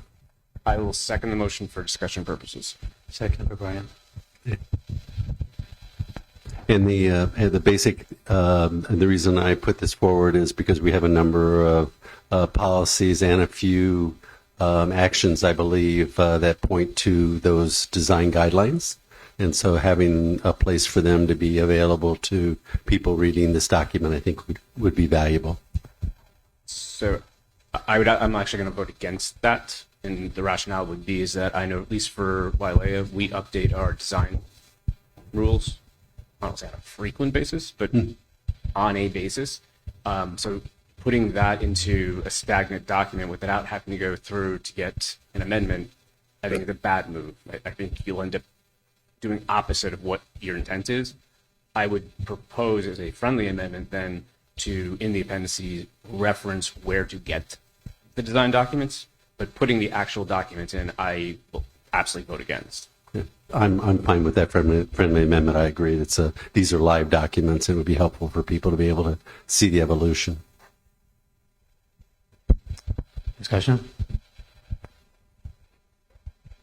Any objections? Are these design guidelines by the community associations, and they're private documents? They are not private documents. Okay, I need to make sure. We don't enforce private documents or private agreements. Yeah. So basically the board will make a decision on what those rules are. But actually, for us, our design committee is a separate committee. They make recommendations, bring it to the board. We then say yes or no. But in some cases, we might need to go out and get a 67% vote of the community based on what that change is. So it could have direct community input by law, or it may be something that the board can adopt based on the bylaws. So the reason this is relevant here is because we've adopted policies that reference these design guidelines. So we should say where people can go to look them up. So it's kind of important. Any further discussion? Any objections? Okay, adopted that. Anything else on the appendices? Daniel? On page 152, last paragraph.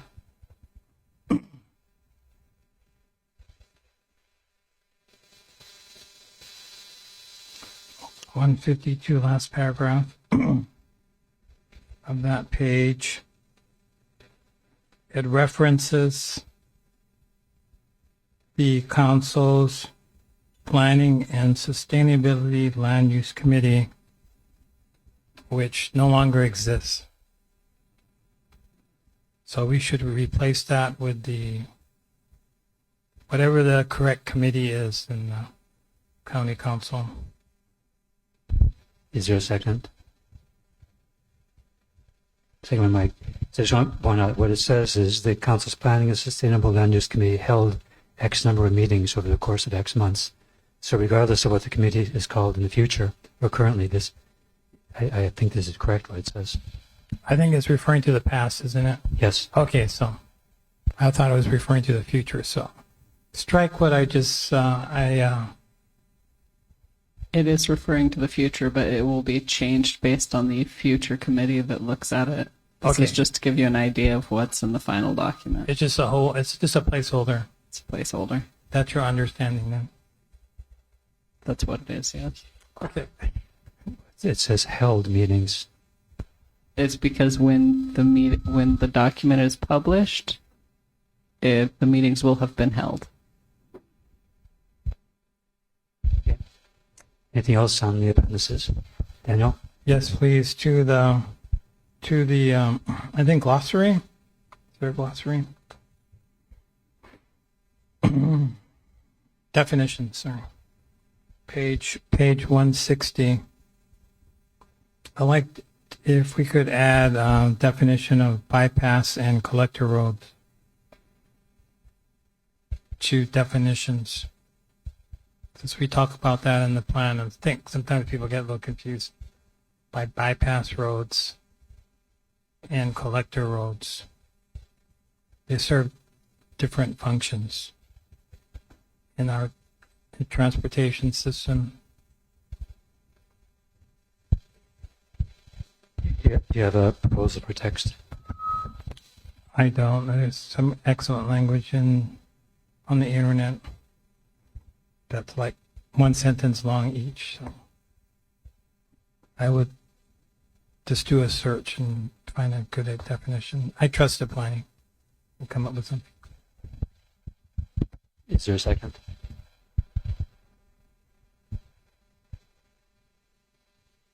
Okay, moving on. Anything else in appendices? Everett?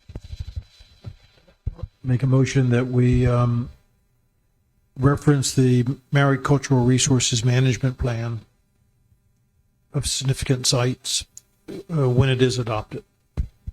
I'm sorry, Chair. I didn't know what happened to my motion. It was like, oh, there was no second to add that to the, okay.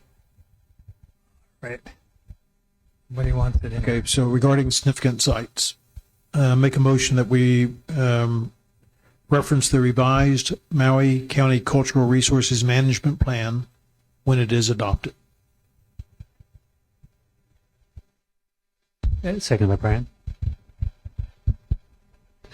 Discussion. So this is an appendices. This is appendices, right? Okay. And the reason I'm recommending that is it goes through a process. It goes through a process that's been ongoing. It's a significant process, and it's well vetted.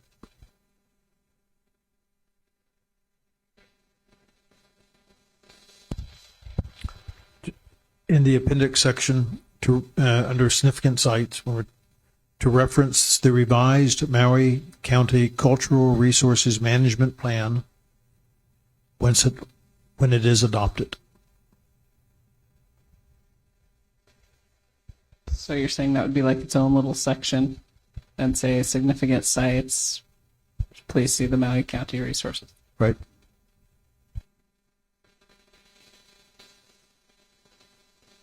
Discussion.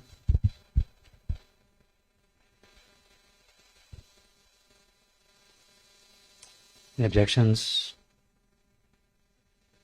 Okay, we've adopted the reference to the Cultural Resource Commission Management Plan.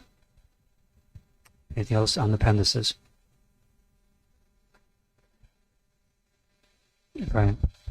Could I just ask planning just a quick question? So the action that I had proposed, based on what we just voted on, I believe eliminates the need for that. Correct?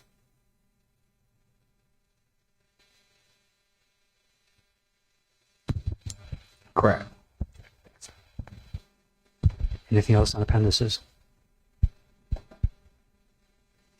Okay, we are finished with section B, item B on the agenda, and opening up for public testimony on item C, request for time extension. Do we have any testifiers? Item C.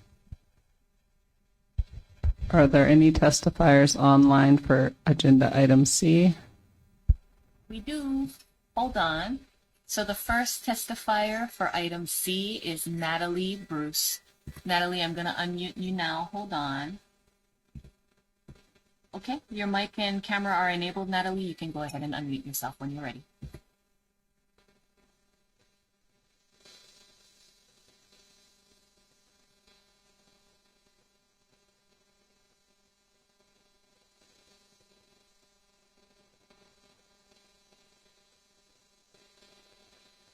Hello, sorry, can you hear me?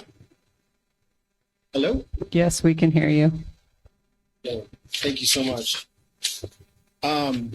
Yes, I would like to request a one-year extension for the following reasons. I'm the owner at 16 East Waipualani, and this is the first that I've heard about the CPAC labeling our property on your list. I didn't have any outreach. I had no whereabouts. I only found this out from another friend. So this is pretty startling. I know that we've been in conversations on the wetland over lay bill, but this is totally new to me. I'd like to remind those that may not know that this property had a plan for 100% workforce housing. And we've been working on it for 3 years, and we've spent $700,000, and it went through 2 rounds, and it passed with no indication that it was not going to, that this was going to be a good thing for the people of Maui. And then the 3rd round, it was vetoed back in July. I'm not a developer. I'm just somebody that lives here, and I've seen a lot of friends have to leave Maui. And in the wake of, obviously, the fires, we could have had 28 units on the market.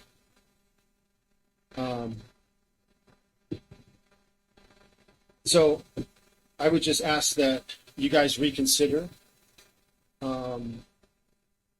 what it is that, the time. I know this is the last leg, but again, I didn't know. And I want to show you a picture, if you guys can all look at the camera. And if you see this yellow, and you see our green rectangle, it's completely yellow. So our property is completely surrounded. So I'm so sorry to interrupt. Your camera is actually off, so nobody can see anything. Oh, the heads sorry. up. Thank you. No worries. Let me see if I can get it on that.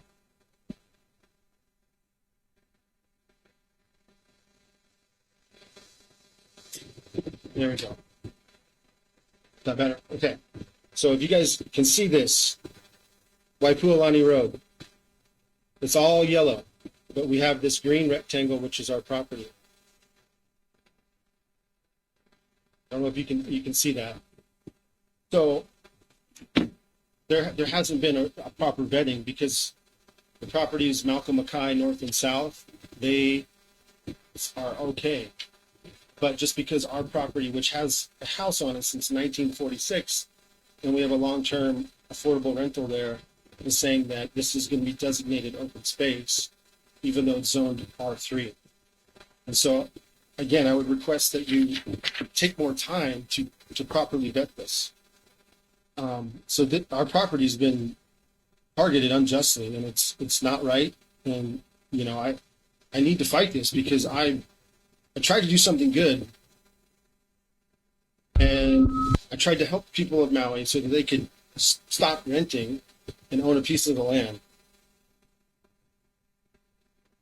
So I would ask for that extension so that it's fair and equitable, and that you reach out to all of the landowners so that they can properly defend themselves.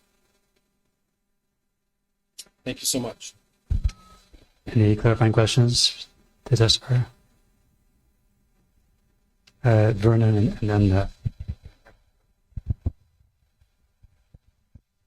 So, a couple questions. So, your address of your property, your address, and then I assuming it's residential right now, and someone did the switcheroo on you for open space. Can you answer that? Thanks. Yeah, we have a property there with a rental.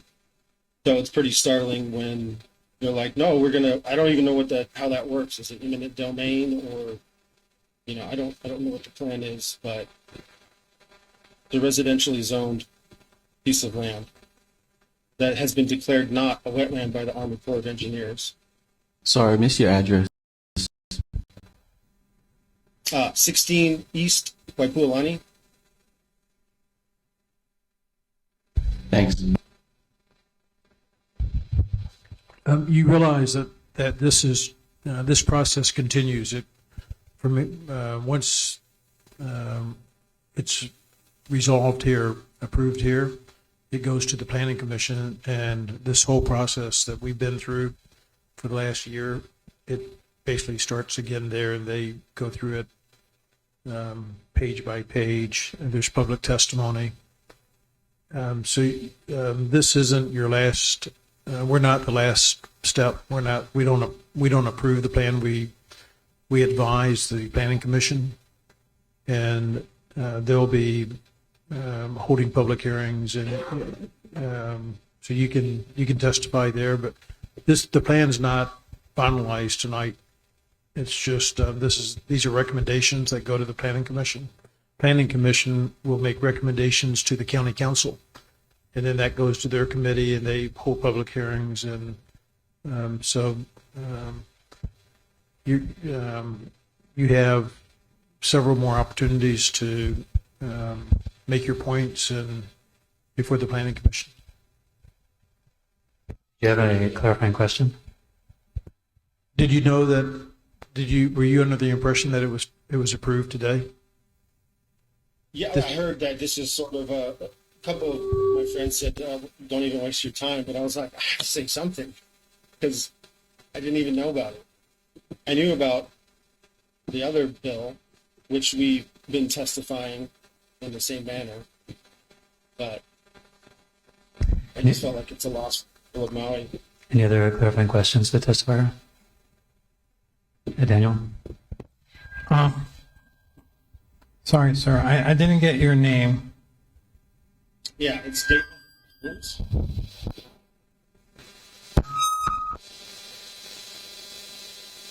Is David Bruce the correct name? Yes. Okay.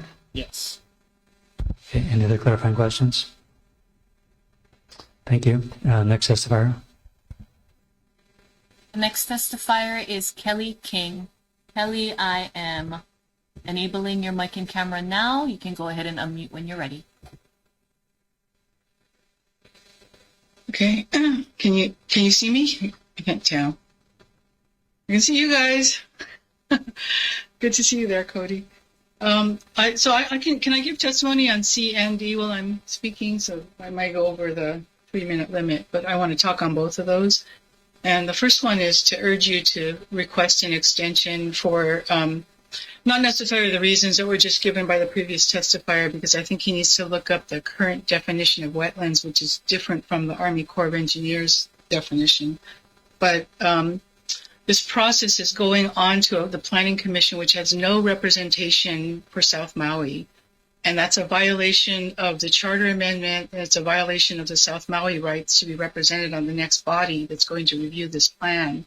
Right now we have 0 South Maui representatives on the Planning Commission. We have 3 from Wailuku, and the charter amendment that passed last November said no more than 2 from any one district, and that every district must have a representative. There were recently, in March, 2 new members approved, neither one of which was from South Maui. I know the council was made aware of this violation because our KCA president, Mike Moran, went to that hearing, told them they were in violation and that we need to have a South Maui representative, and they went ahead and approved the 2 that were, a second AIA member is on there and no South Maui representative. So I would ask you that you take a little more time. The other thing that I think is necessary is to look at this plan. There have been great changes. I'm sure the developers are dancing jigs right now because every time they came and asked for something, they got it, despite the community coming out and asking for the opposite in many of those times. I mean, it was a total affront, and shame on you CPAC members who voted to put the commercial back into the Pi'ilani Promenade when the entire community was represented at the Land Use Commission against that commercial development. Even some of you were there, and then the vote came out to put it back into commercial. So, you need to compare this with the plan that came out of the original stakeholder meetings with the community, because the amount of development seems like, and I saw Dick Mayer's testimony, it looks like you guys think that we have to put all the affordable housing for the island into South Maui, but with very little respect and the vision of having multimodal transportation and things like shuttles is very light. There's very light emphasis on that. There's very little emphasis on some of the issues like climate change and fire prevention before these developments would happen. It's really a frightening amount of development, and it does a grave disservice to the county, to the community of South Maui. Many of the developers that are there today don't even live here, don't really care about our traffic issues and our overcrowding and the fact that we can't go to find a parking space at the beach, and just want to keep building and building, and also very little said in all of this development about affordable housing. We're going to get a frightening number of market houses and people moving in that are part-timers that are all going to own cars because they need cars when they get here, but contribute very little to our community. So I would urge you to take this back, take another look at what we had when you came into this process, what you've turned it into, which is a developer's dream, and try to reconcile more with, think about living here for the rest of your life. I've lived here for almost 45 years, and I've seen the horrendous development. 3 minutes. Thank you. I'm going into item D now. I see you with this plan putting us back in the stage we were in the 80s and 90s, where South Maui was the fastest growing community in the state of Hawaii. Construction and noise and dust everywhere, traffic everywhere. That we aren't going to have enough schools. The schools are overcrowded, according to when I left the the Board of Education, our recommended number of students in an elementary school is 500. If you put all the amount of development that you're recommending into South Maui, we're going to need 3 more elementary schools, at least 1 or 2 more intermediate schools, and maybe even, we have 2 high schools right now, so maybe we'll be okay there. But what you're setting us up for is even worse situation than we're in now, with the lack of, we don't have infrastructure to support the amount of housing that's here right now. So I urge you to take another look at what it was that the community wanted, and then what we are doing now with your plan that has changed every time a developer wanted another favor. And that's, I know you probably read Dick Mayer's testimony, and make no mistake, it's a facetious statement to say, thank you for putting all the housing in South Maui so it doesn't go anywhere else on the island. But that is what you're doing, and it's an affront to our community. So, as much as I appreciate all the time that everyone's put into this, I want to thank those of you who have tried to keep the open space and tried to honor what the community wanted.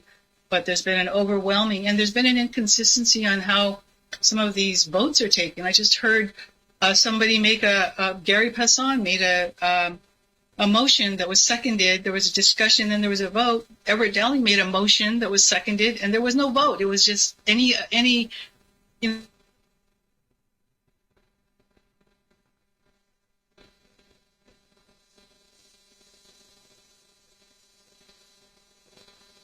mention whether we've had virtual access and whether we've even had 7-day notice. We haven't even had 7-day notice in some instances. So there's a whole lot of the lack of corp counsel. There's a whole lot of inconsistencies in this process, and we need to kind of slow down and make sure that the next part of the process, South Maui, is represented. Thank you. Any clarifying questions to testifier? Thank you. Next testifier. Final testifier for item C is Michael Babinek. Michael, I am enabling your mic and camera now. Go ahead and unmute when you're ready. Hi. Thank you for allowing me to testify today. The last two testimonies given both expressed concern for obviously completely different reasons, but both were concerned that there should be more time for input, and I would agree with that as well. I think that because of the pandemic, because of the times and sort of irregular schedule of these meetings, and some of them, being announced just say a week or so before, the level of participation tonight and on other days as well has been limited, and I'm hopeful that additional time can be given and that things can be discussed. When we heard the opening of this meeting, one of the things that was mentioned was affordable housing, and I think that that's something that's very important and key. And a prior testifier this evening, he talked about how his parcel, which has an affordable rental on it right now, had been characterized as open space or something, and that was a change that he wasn't aware of, and he doesn't know why that was being recommended. And so I think that's just one example of the types of oversights that are occurring here. And I think it's very important that as a community that we look at housing, and this is our biggest and best chance to give input to the county council about what we need in South Maui. And I understand what one of the committee members was saying earlier about how there will be other opportunities, but this is our golden opportunity to speak as a community as to what is needed. And I think that the scrutiny that applies to housing and the recommendations of the committee for zoning with input from community members, that to have one or more meetings that just specifically focus on affordable housing and South Maui, that would be wise to do, that we not mix that with other things. Not that the cultural and historical issues are not important. Of course, they're very important. But if we had dedicated time to deal with certain issues, be they cultural, historical, housing, affordable housing, traffic, that, I think mixing all these things together has maybe muted the level of input that we've gotten. And I think if there were additional meetings held to deal with particular topics, that would get greater community feedback at these meetings. And I think that would be helpful to everyone involved to know that people's concerns have been fully heard. Thank you. Any clarifying questions? Mike?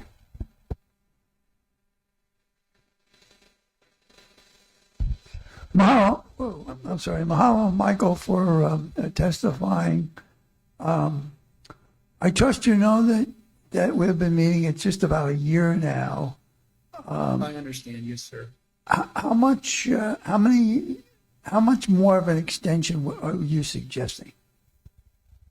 I think that if we had another month or two and we had additional meetings that were dedicated to specific topics, be they housing, traffic, historical and cultural resources, that I think having specific meetings for feedback on specific topics, and that would hopefully garner more community input and that input would make its way into the recommendations that the committee will give to the council. I think that, we've had, I guess, only a couple of people testify at this meeting, and I think, prior meetings have varied, but having some additional community feedback, I think, would be a blessing for all of us. Mahalo. Any other clarifying questions? Thank you. Do we have any more testifiers on item C? Liz Yes, Young? we have one testifier. Oh, I'm sorry. Is there someone in the room who wants to testify? Yes. Okay, you can go first. Oh, okay. The next online testifier is Brandy Corpuz. Brandy, you can go ahead and unmute whenever you're ready.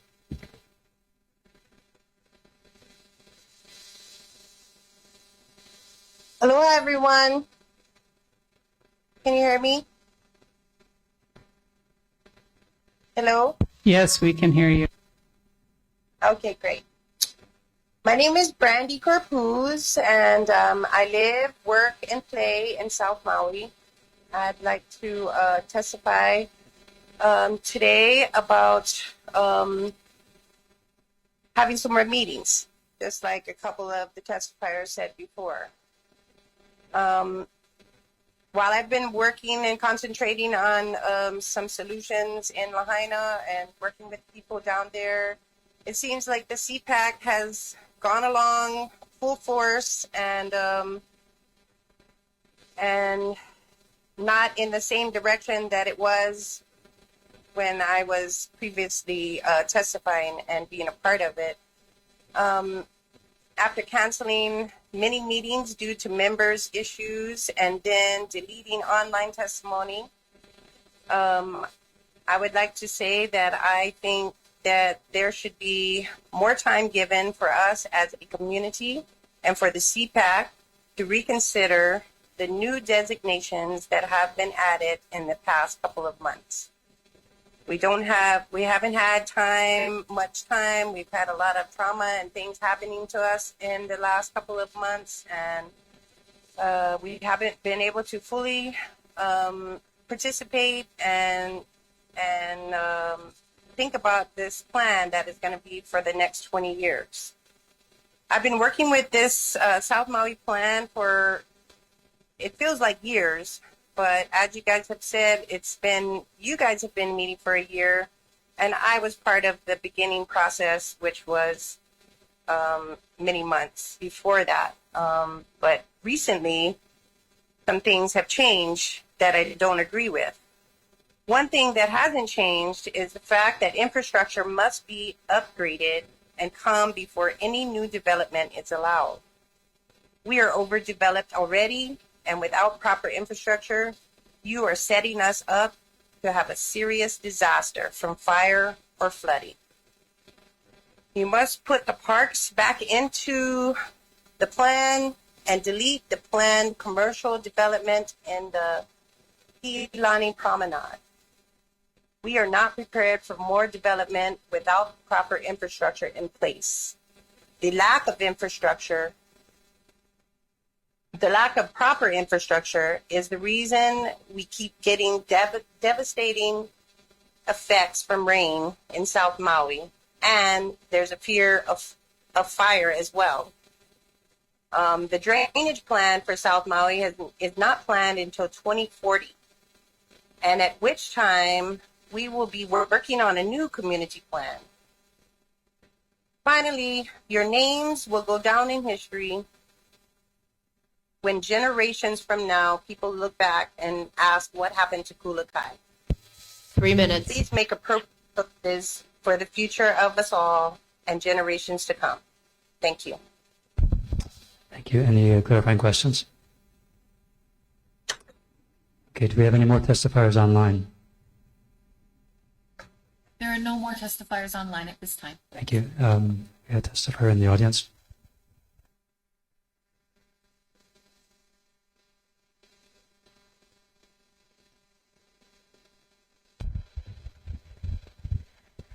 Aloha. First, I want to thank each and every one of you, all of those who are here tonight, and all of those who have faithfully attended these meetings over the last year. I've been where you have. I signed up for the community plan review for the General Plan Advisory Committee and served 1 year reviewing the countywide policy and 2 years updating the general plan itself because we had a change of administration. You think you have problems. How'd you like to get a second plan midstream? 3 years in the CPAC process. That's why I've come to a lot of these meetings. I've come to a lot of these meetings not because, I live in South Maui, but because I'm one of the few people of the 25 people on the CPAC, that's, kind of kept an iron in the fire since we finished our work in 2007. We spent a lot of time on South Maui. We spent a lot of time on West Maui. We spent a lot of time on Central Maui. Those were the big places, and we heard from a lot of people. And I think that you should trust yourself, whether you need more time or not. I'm not going to say yay or nay.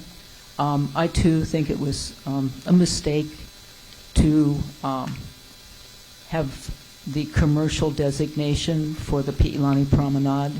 It's just an area that has so many drainage impacts and really does have some very remarkable archaeological sites that stand out, that none of us know about, more or less, or very few people in the community know about. But when you spend time there, there's a very special place that speaks to you. That being said, if you do give yourself more time, I think you should consider a policy addition that kind of echoes what is in our current community plan. Our current community plan asks us to have all development projects identify all cultural sites within or adjacent to the project area prior to the application process and as part of the county development review. That's a great policy. We should know what's there before we decide what should be developed there. And most landowners do, try to do an archaeological inventory survey. But we now have a state-of-the-art state database. It's called HICRIS, and that's the acronym. And we should require that every project actually include a HICRIS map and show their project in relationship to what is known in terms of the archaeological history of that area. Thank you. Thank you. Have any clarifying questions? Lehua?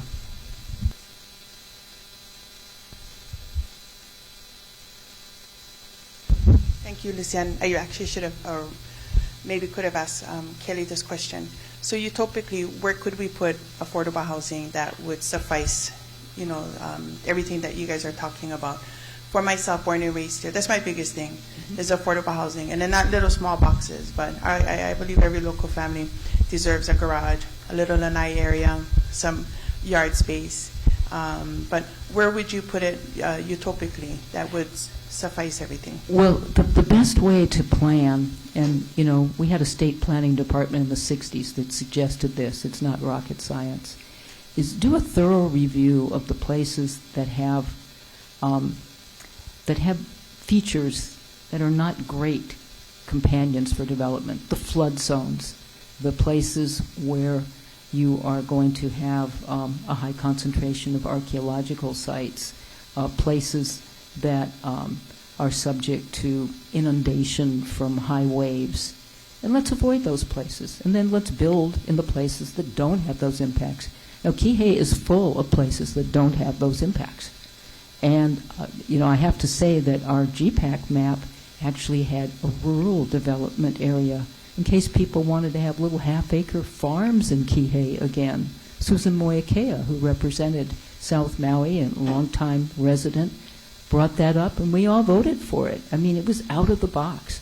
It didn't make it to the plan.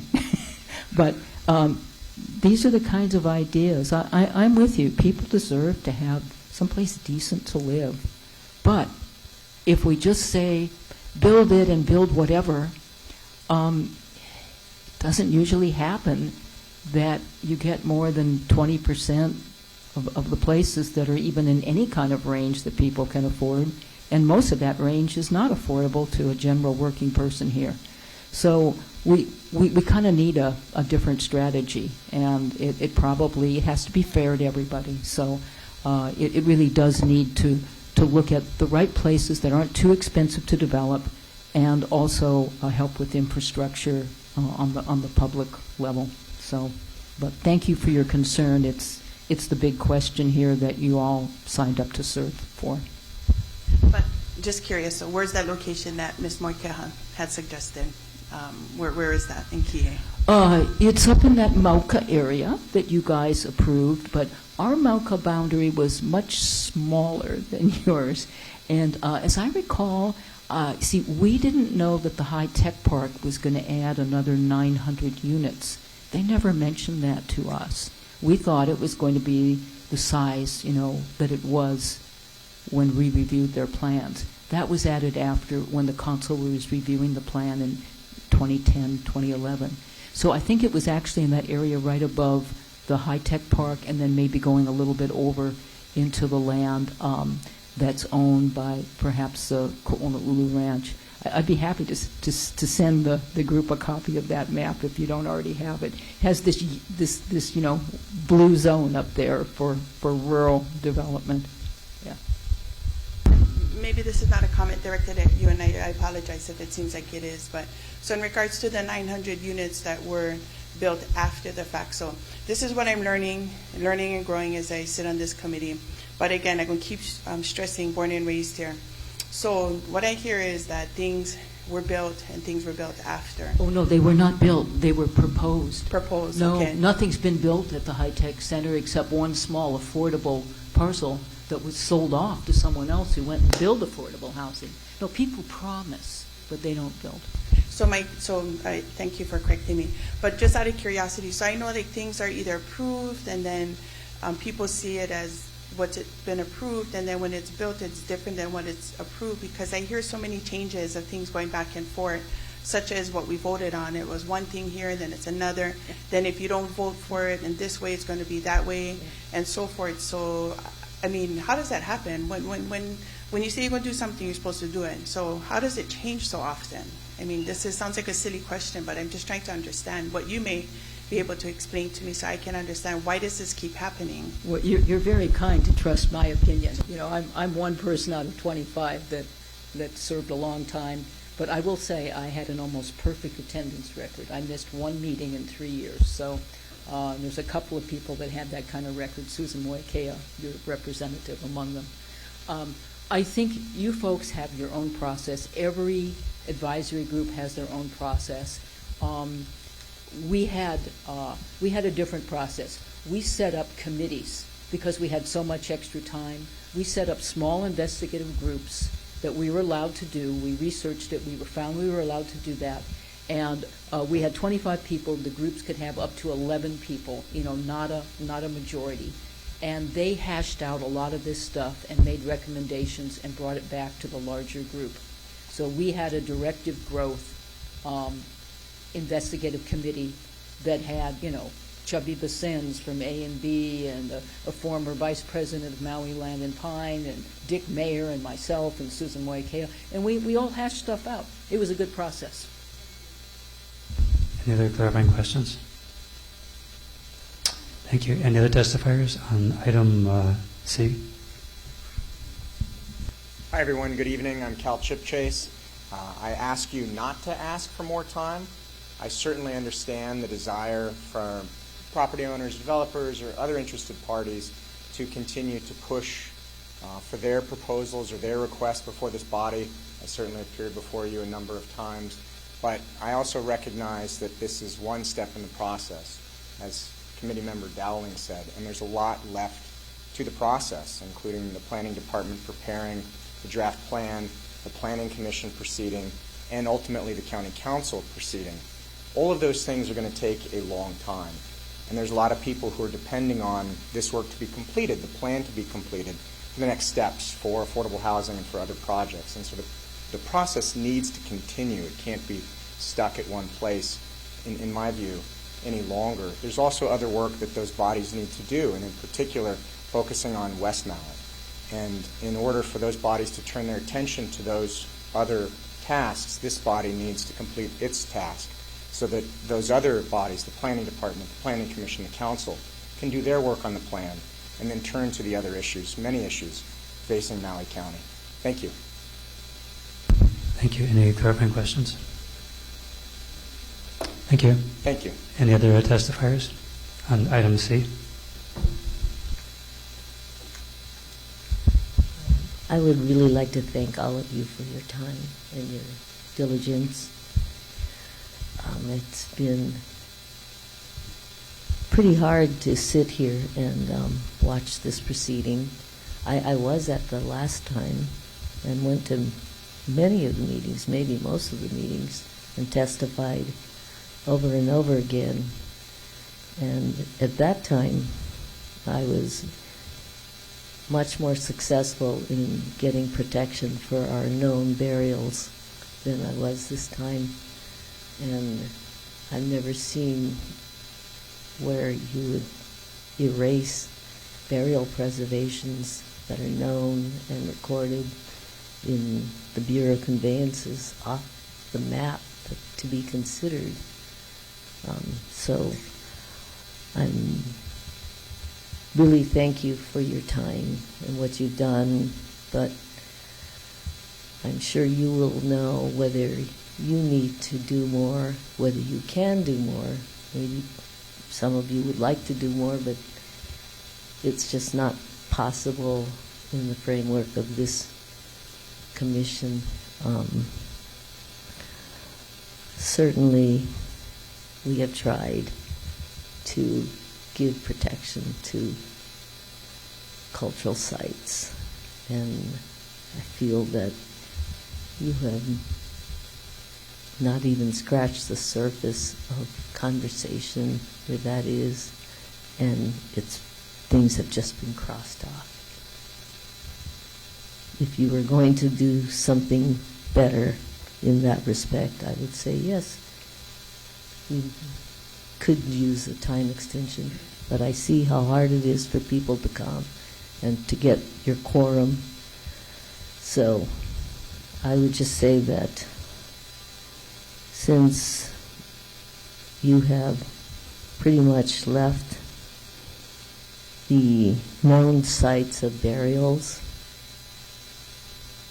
off of the process, the least you could do is to allow that the HICRIS map be required to be an updated map to be required before any project is considered. I had the opportunity to cross-examine Ellen Downer, the second deputy of SHPD, and actually I did it for 7 hours, but one of the questions I asked him was, well, why? What's the purpose of an AIS? What is the purpose of knowing where the sites are? And he said, well, that is the purpose of the preservation, is to identify what needs to be avoided so that you can make a plan in avoidance. So I just would terribly encourage, if you do feel that preservation has not been adequately addressed and might still have a chance to be better protected, that you would extend. But if not, I totally understand how this has been a really long process. And thank you very much for all of your efforts. Mahalo. Thank you. Any clarifying questions? Thank you. Any other testifiers on item C? Okay, closing public testimony on item C. Does someone want to make a motion to request a time extension?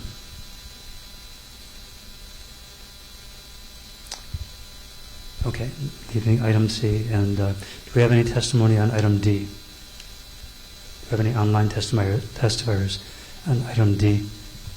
We do. We have one testifier, and that is Dick Mayer. Dick, I just enabled your mic and camera. You can unmute when you're ready. Thank you very much. Can you hear me? Can you hear me? Yes. Thank you. I first want to extend my condolences to the South Maui Committee for putting forth a plan that is really a non-plan. You were given certain directions to prepare for the future for over a 20-year period.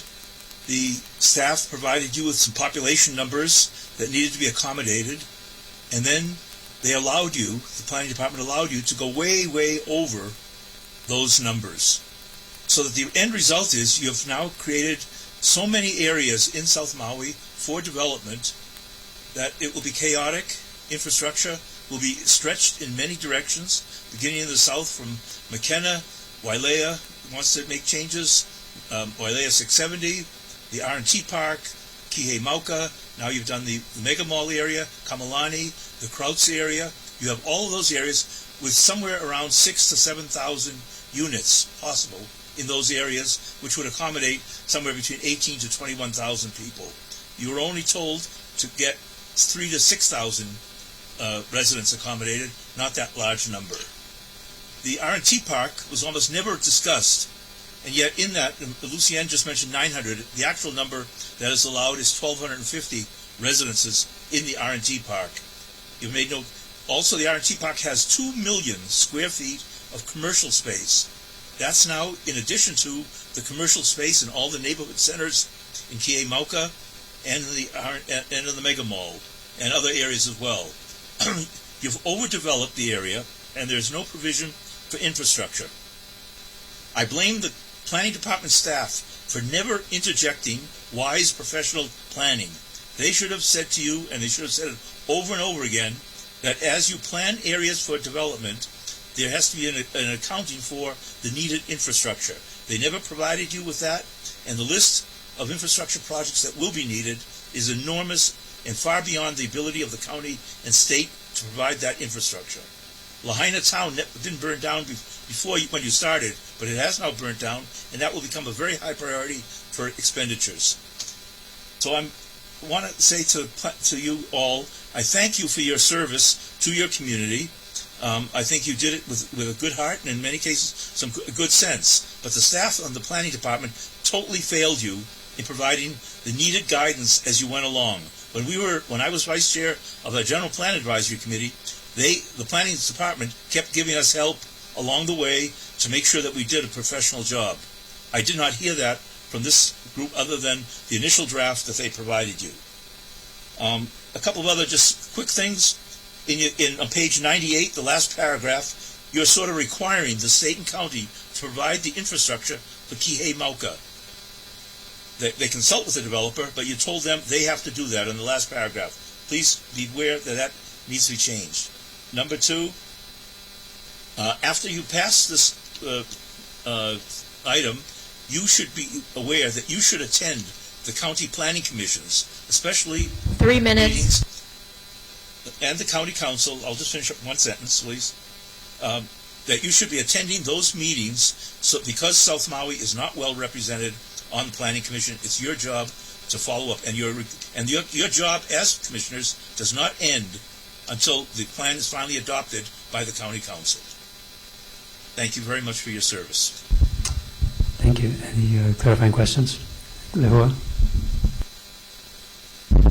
Aloha, Mr. Mayor. And my question to you is if any of the projects or maybe just one of them appeal to you, which one would it be? Appeals to me as being good or bad? Good. Good? Any one of them.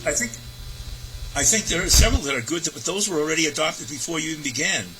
The R&T Park, I think, is a good place. It has 2 million square feet of commercial space. It has a 1,250 residences. That's the type of project that should be done, but it's also in addition to 5 or 6 others that are already encumbered. You can't change those. They're already adding the commercial area, the Pilani and the Mauka area, is just excessive development planning and not needed at this time. You're going to be hurting, I feel, and I do want to thank you for taking all of the housing that the next 20 years of Maui will need in your district. That will free my district, upcountry, to not have the burden of riding for excessive growth. Any other clarifying questions? Thank you. Any other testifiers on item D? There are no more testifiers at this time. Okay, closing testimony on item D. Oh, we have one more testifier. Yep.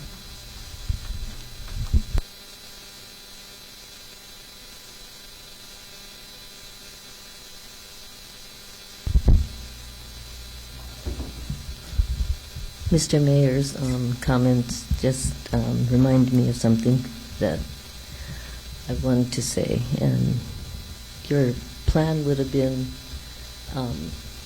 much better had you considered a water-saving plan requirement for any development that's being made.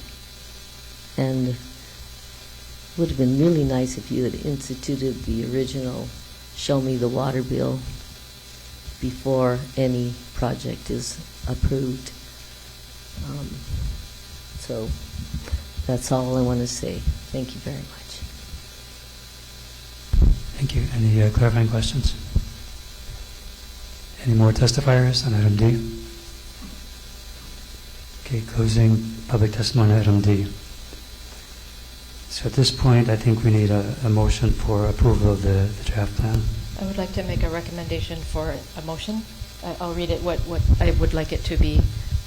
A motion to recommend transmitting the draft plan, including amendments made, to the Maui Planning Commission. A motion to recommend transmitting the draft plan, including amendments made, to the Maui Planning Commission. Brian? Can I ask a question first? Is it too late to propose a policy that was suggested tonight just during testimony about the CRIS mapping? Yes. It's too late. Yeah, we're past that item. I just wanted to make sure that if we take it into but we can do that at when planning commission has it, we can make the recommendation. Yes. Thank you. Just wanted to acknowledge that. Is anyone willing to make the motion that Jackie proposed? So moved. Moved by Everett, second by Brian. Discussion? Daniel? That doesn't really sound like item D, which is CPAC recommendations final motion for approval. It didn't sound like a final motion for approval. Sounds like a motion to transfer these recommendations to the Maui Planning Commission. Doesn't seem to fit into the agenda item.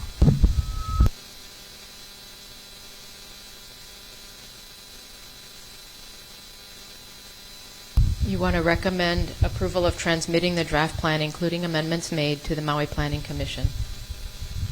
So you can say a motion to recommend approval of transmitting the draft plan, including amendments made, to the Maui Planning Commission.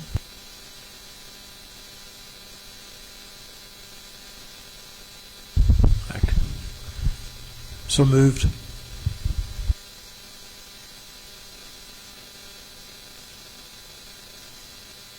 Further discussion?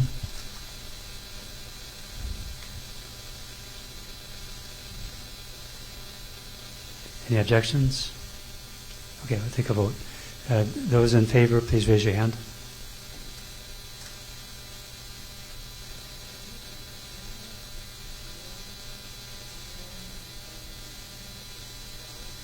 And then raise your hand for no, if you're against, voting against.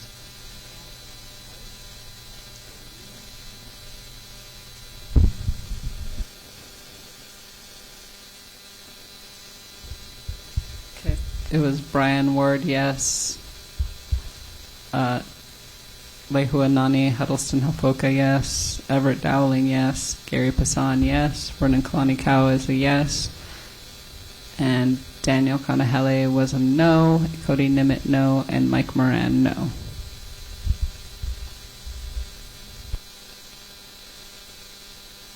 So we're not submitting the plan.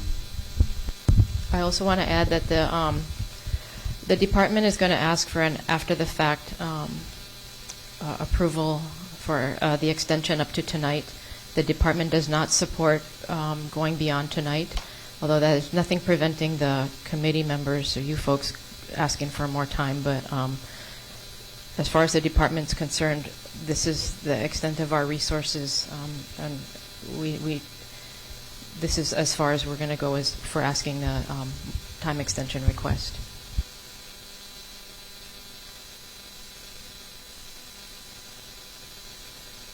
Well, we did not request an extension, and we have not voted to pass this to the Planning Commission. So what are our options? Is there anything that we can look at again for Daniel, Mike, and Cody to reconsider their votes? Or I don't know if you want to vote too, Rob.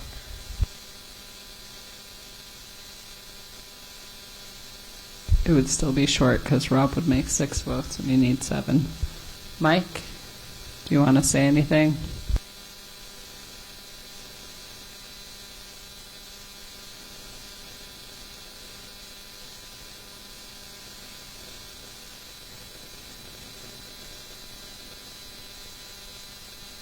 I meant Mike Hopper. But if you want to say something.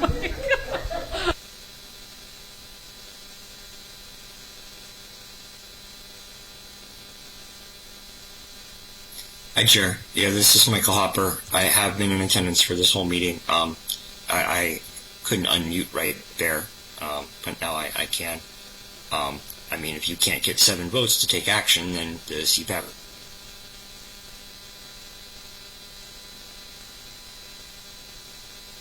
the department could proceed if it wanted to with having the commission begin review of the department's recommendations, and there wouldn't be anything from CPAC.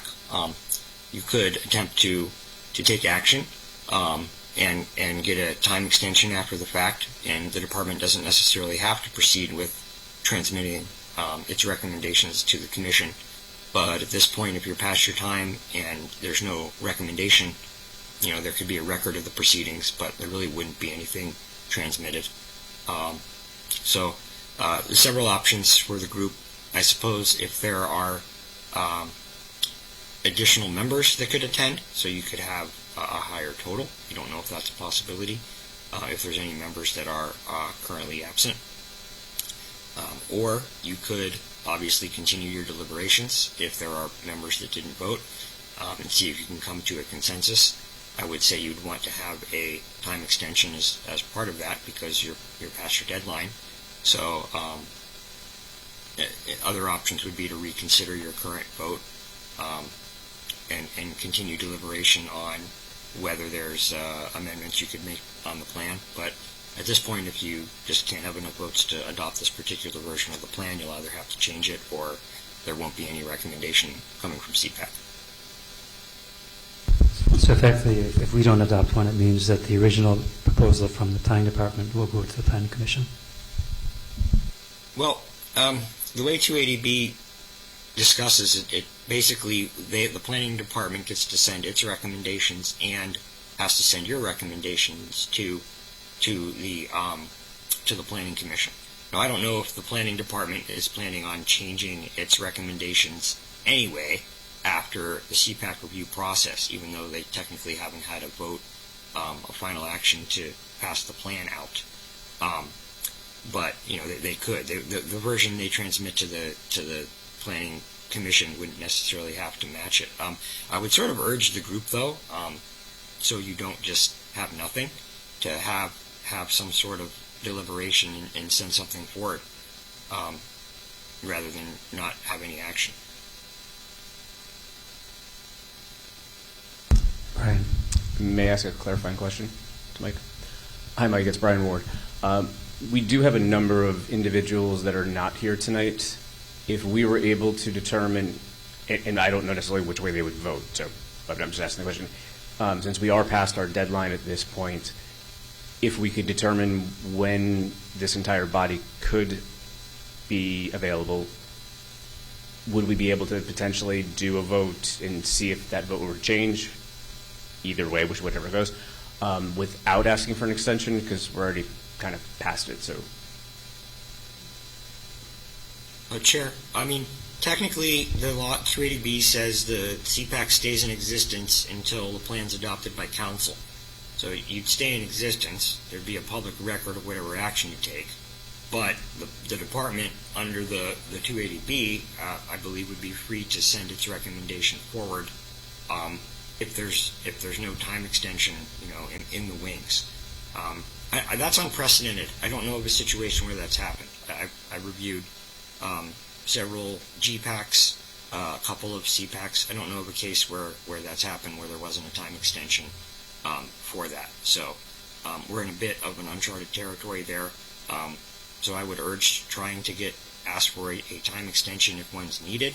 If you can get more members at a meeting coming up and are willing to do that, able to do that, and pass on a recommendation, and then perhaps could request a time extension from the council up until that date, I suppose that's possible. But you would, if you just don't have a recommendation and there's no time extension, I mean, you can, if you're not going to request a time extension, then that's what makes it difficult too. So, I mean, if council's willing to grant a time extension, that can change things as well. But if the facts you're talking about is there's no time extension requested and there's no action taken within that time frame, then I think that's where we're at. Mike?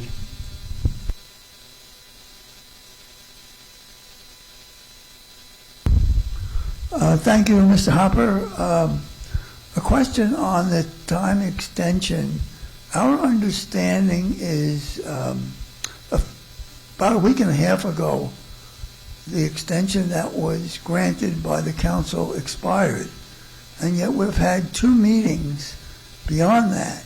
So are these legal meetings that we've been participating in if we've already gone past the allotted time by the council?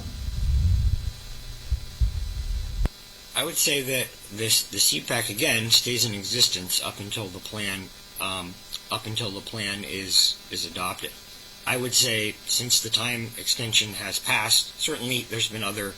I believe it happened for GPACs and CPACs in the past, where there were sort of after-the-fact extensions granted, where there were requests made and they weren't actually adopted by the council by resolution, and there were meetings after the deadline, but there was a resolution to extend the time past that deadline after the fact. I think that's what maybe the hope was for this situation. I don't want to say the CPAC has no authority to meet whatsoever, because they're allowed to meet up until the plan's adopted, technically. But I think the thing that happens is that generally the planning department has to wait. It's 6 months or whatever the extended period is before sending the process on to planning commission. And if there's sort of this unprecedented situation where the CPAC can't make any recommendation, I think I'd be hard-pressed to advise that the process couldn't continue at the planning commission level. Now, again, that's up to the department if they want to transmit that or wait. But, that's what I see sort of as the consequence potentially of not taking action within the deadline. And we do have precedent for granting after-the-fact extensions. Not necessarily having a vote taken to adopt the plan, and then an after-the-fact extension after that, although I don't know if that's happened. But I know we've had meetings past deadlines in the past. I'm pretty certain that we've had meetings past deadlines in the past where the council extension actually was adopted after after some of those meetings had happened. So there's a precedent for that to an extent. So should we recess this meeting then and then resume when people are back from their vacations?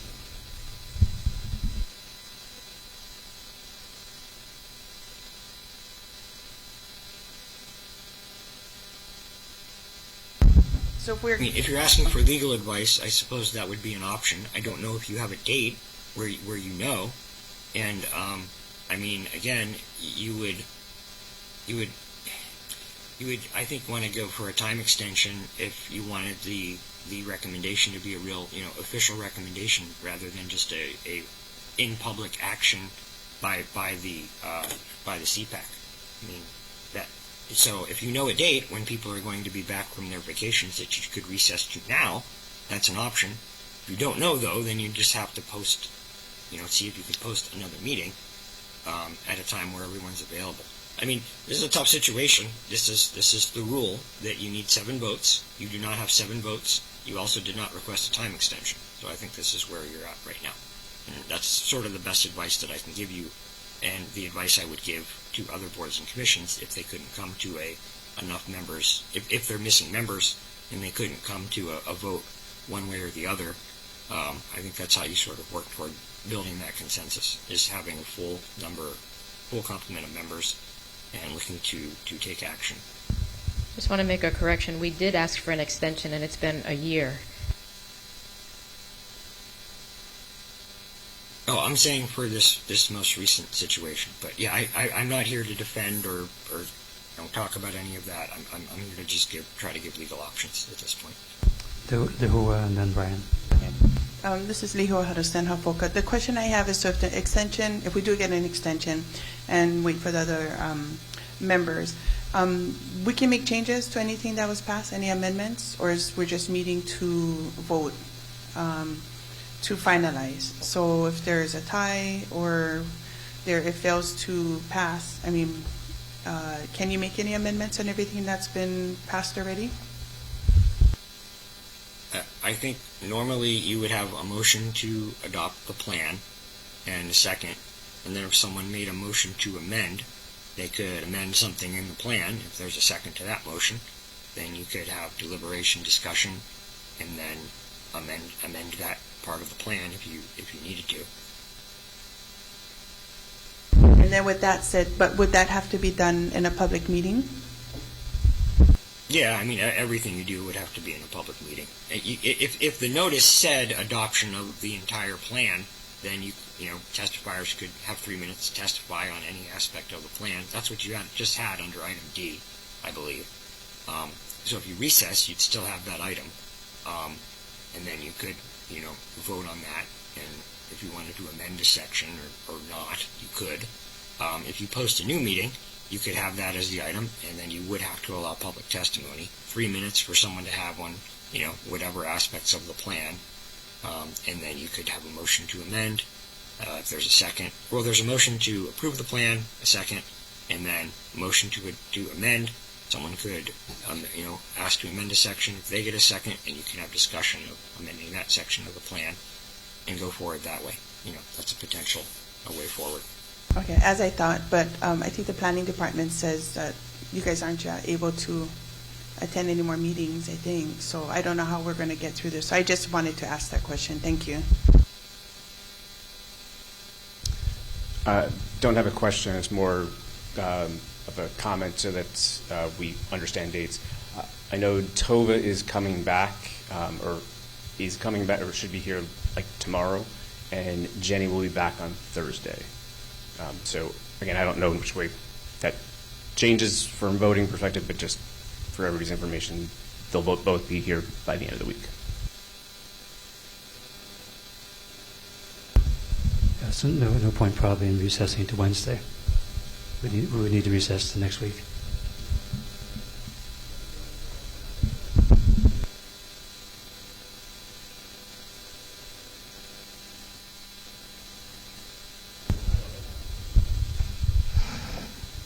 I guess my question is for the body. Is there any specific concerns that could be discussed this evening for reconsideration? I think we should do our best to try and at least put everything and all efforts on the table that we can. So if there's specific concerns that we can try to help clarify and address, we should at least make that attempt.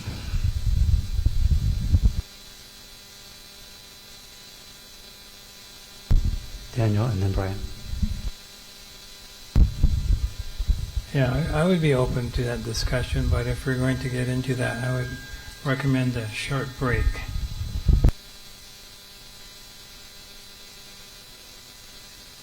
Brian? That was going to be my question was going to be, are you asking that we should have a list of things and then we're discussing them tonight, or a list and we try to have another meeting so that we, tonight?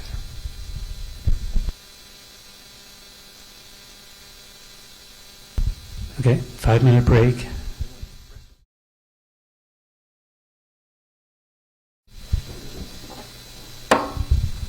Resuming at 8:38 p.m.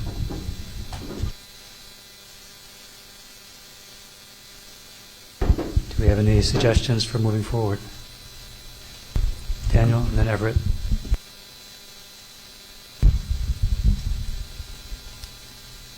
Two options. One, we could hash things out, and maybe you'll get more votes one way or the other. Two is we could recess the meeting till next Wednesday, and then you'd have more members here, likely Tova, Jen, and Randall, and Kioki, right? So you'd have enough members to come up with I think a definitive vote one way or the other. Yeah, you need 7 votes. I think it would probably happen if you had more members here. You only have 9, so it's kind of a slim majority. It's a majority, but it's a slim majority. So A, hash things out. How long you want to stay up, or work for next week. We recess the meeting. That I would ask Mr. Hopper if we could recess the meeting back to item B, so you'd open it up all the way, so that we could, if we wanted to make changes, we could make changes anywhere in the plan. That would be my suggestions. Everett? I think we should recess the meeting and come back and handle just D and E next week, Wednesday.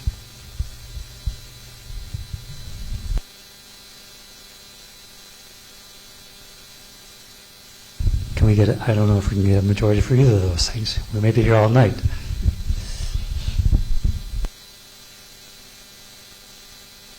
Chair, this is Corporation Counsel. Just a note, I do think item D is CPAC recommendations, final motion for approval. I think the intent of that was to be an adoption of all of the sections of the plan.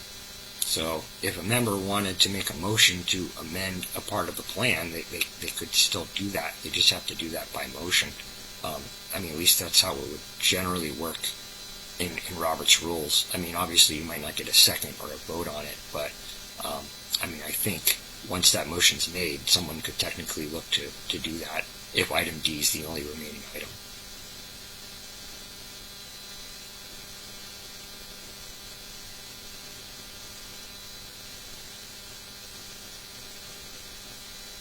Okay, so I don't think we're going to hash this out tonight, and part of it is because we're just barely quorum, really, just over quorum. So I suggest that we do recess. And someone was saying that there's the Kulani Hako'i overpass meeting on Wednesday. But Wednesday is the day that's worked for us, so I wonder if we should aim for Wednesday anyway. Get this done. Wednesday next week. Yeah. That meeting with the DOT and DOE is at 6:30, so could we meet at 5 or, or earlier? 4:30? I think Kioki had a problem with meeting that early, meeting before 5:30. That's the reason why we were meeting at 5:30.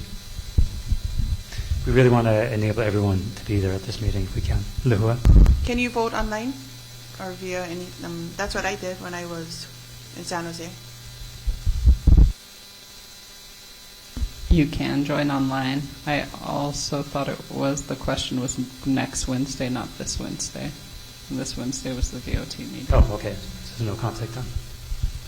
I also don't think Akaku's available this Wednesday, if last week's memory serves me correctly. Okay, so recess the meeting at the next Wednesday. This thing too loud. Okay, so we're going to recess. Look like, and then let's say the votes are we don't adopt the plan. So if we don't adopt the plan, then what becomes of that? And I'm not trying to rush anything because we got to think about the plan to get adopted. So I was thinking, let's say it'll get adopted next week. I think we just submit what we will come up with.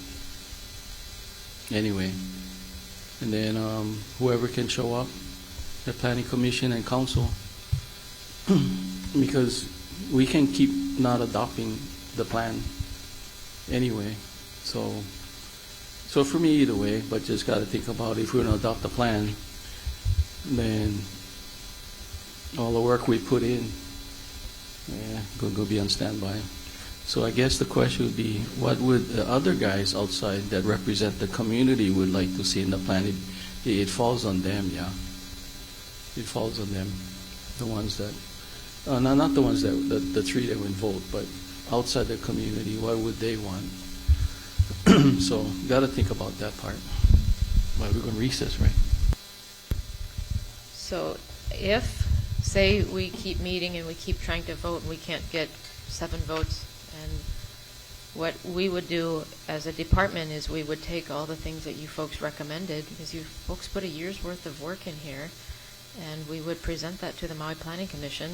They're going to want to see what the original document was that we started with, and then they're going to want to see all the changes that you make, and we have all that. So we definitely share that with the Maui Planning Commission. That was important work you folks did. Can we just do that now?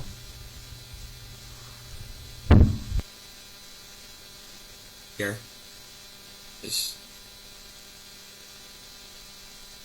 I mean, if you can get 7 votes, you can sort of send whatever you want on to as your recommendation. I mean, that's sort of up to you.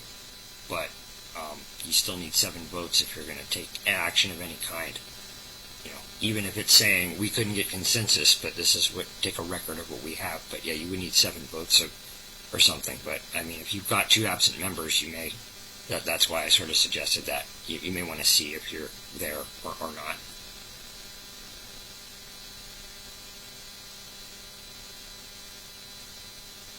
It sounds like we need 7 votes even to not make a decision. We're stuck.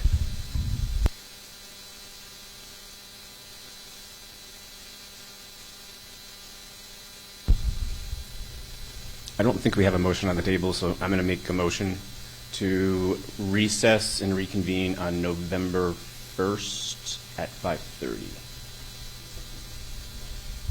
Second by the board. Chair, just to note that if it's the same location or a different location, just for the record.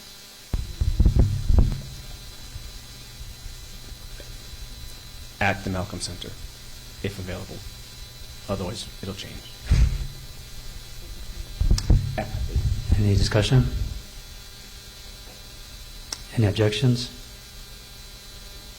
Okay. Recessing to Wednesday next week, November 1st, same location. And recessing at 8:46 p.m.